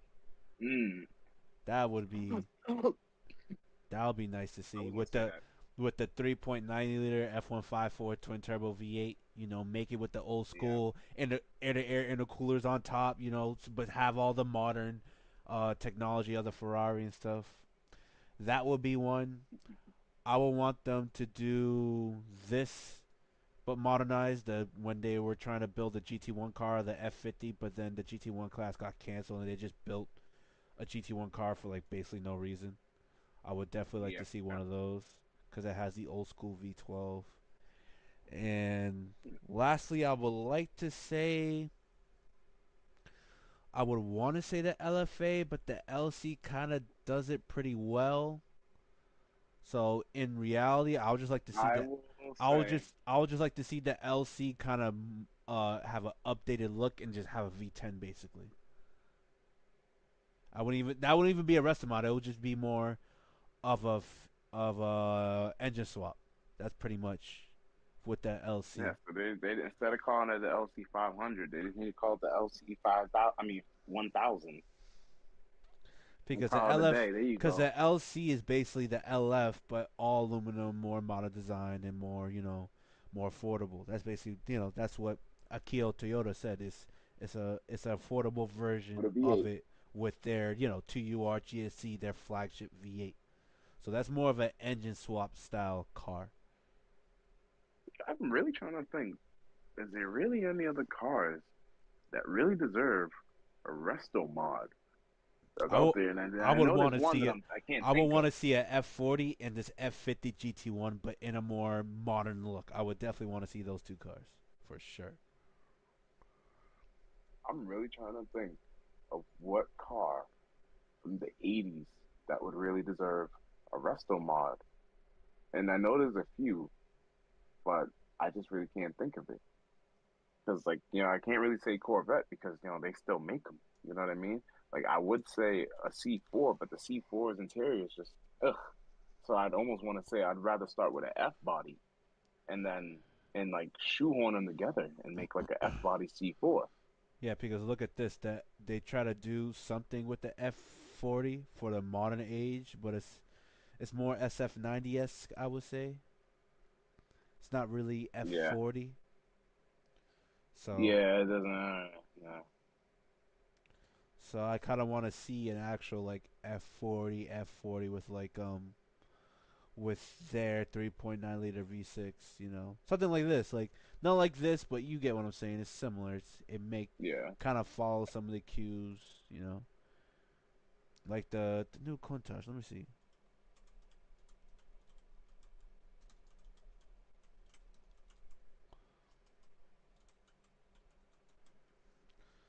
Like just look how close in design that is. It's like not they move the headlights up, but all the lines are kind of and the hood or the bonnet scoops and stuff. The wide arches, the wide what is it windshield with the big trapezoid tapered side. The even the doors, even though it's a framed door, this is more a frameless window door, but Yeah. it follows a lot of the like look the ducting, the lights, the hood lines, the flat face, the wide what is it? They didn't have to go too narrow on the top end from the windshield because of the frameless doors, the openings, the Yeah. big gulls, everything. I would like to see that, but in Oh, like Ferrari form. you know what? Because you showed me those kit cars last week, right? And because I really would love one of those Jaguars, um, it's looking like one of those kit cars are gonna actually come to fruition. Because that's like cheaper than that they like get it. that like that Bentley one, the aerospace one, Yeah, yeah, Aeromeister. yes. Those are actually nice kit cars, and you actually appreciate it once you're done building it because it's like done. But this Ferrari right here, that F50, Oh yeah, beautiful. the F50. Hold on, let me bring it back up. Yeah, The GT1. beautiful. I would Yeah, if I could find the bodies for this, and I'll just build a cage car and put their V12 in it, yeah, just like what all day, Stanswork is doing with the F40 all day. Like with this, Mike this right with here, I Mike feel like we might just have to build a cage car instead. like Um, with Mike Burrows building is putting a he got his engine in Germany, but he's putting the F140 9,000 RPM F140 V12 in his now bodied put together F40. He's building a cage chassis for it. mm, And he's got all the but he found all the body parts for the F40. Mind you, this was expensive. This is like at least yeah, $500,000 in body parts he found for like somewhat a little bit cheaper, not crazy cheaper, but just a little bit cheaper. yeah, just a And little bit. it shows you the way he's designing it, and like he's teaming up with Hollinger to build the transmission and all this stuff, and it's just amazing. Hey, my friend, don't worry. All these cars will build soon. You know why? We're just gonna take all these images, we're gonna scale them, we're gonna 3D print, we're gonna get the best 3D printer, and we're gonna 3D print everything in carbon fiber, and we'll just bolt it together. That's it. Because he also did a turbo K24 swapped was it F3 Ferrari 308 and called it a 244 GTK. That's which is actually kind fun. of cool. That's That's actually it. kind of cool. That's his time attack car. Now he's building the F40 with the V12. I just want to build the F50. I want a Ferrari designed V10, meaning like the F140 heads. Chop them, build a V12 block, put them on, and have You this know, car. seeing this car right there gives me an idea. Um, have we seen any wrecked Audi R8 yet? I knew you were gonna say that. I knew you were gonna say that. Have we seen any yet? I need to look. Well, let's see. There has to be. I mean, all these people making high power, wrecking Audi R8s now, there's probably some V8 ones lying around that don't even get the love they deserve anymore. I would love to like find a way to 3D print his whole body, but I have a feeling if I try to take their design, I'm gonna get a cease and desist. So Oh, don't worry. We're gonna change it up a little bit. yeah, we're gonna have to, cause shit, Yeah, I'm gonna listen, change. we're gonna change it up. I'm gonna It's change those gonna headlights. be That's what it's I'm gonna gonna become do. Americified. It's gonna become Americified. Look, it's gonna be, hey, thank you guys for the design, but now it's American. I built it here He in said, America. since we get And a that, lot of your yeah, designs, we're just gonna take this and design it ourselves. I get you. I get you. exactly. But all right. That was a good talk. Got a little political in the beginning, but we reeled it back in. No problems, no worries. Yep. We came back. We came back. Came back to Of our senses. course, of course. I am Rodney. Hmm. My co-host right here, Sarah Blackie, right on top of me. And wow, almost 2:40, almost 2 minutes 40. We'll catch you You on the know. next one. Yes. Right. We're doing Thursday, right? That's Or you right. or you gonna be out and about? You know what? I'll be here. You sure? I think. All All right. right. If I'm out and about, we'll still make it happen. I will make it happen Cause regardless. Sundays we try to make happen, but you missed one because no one told me you were out and about. I'm sorry. I'm sorry. I'm sorry. That was my fault. Then I Nah, got it's all sick good. and I It's missed all good. Thursday. So It's all good. we're getting back on our schedule programming. Of course. Um, Alrighty. Well, that'll be it. We'll catch you on the next one. The little rock on. Where's it? Where's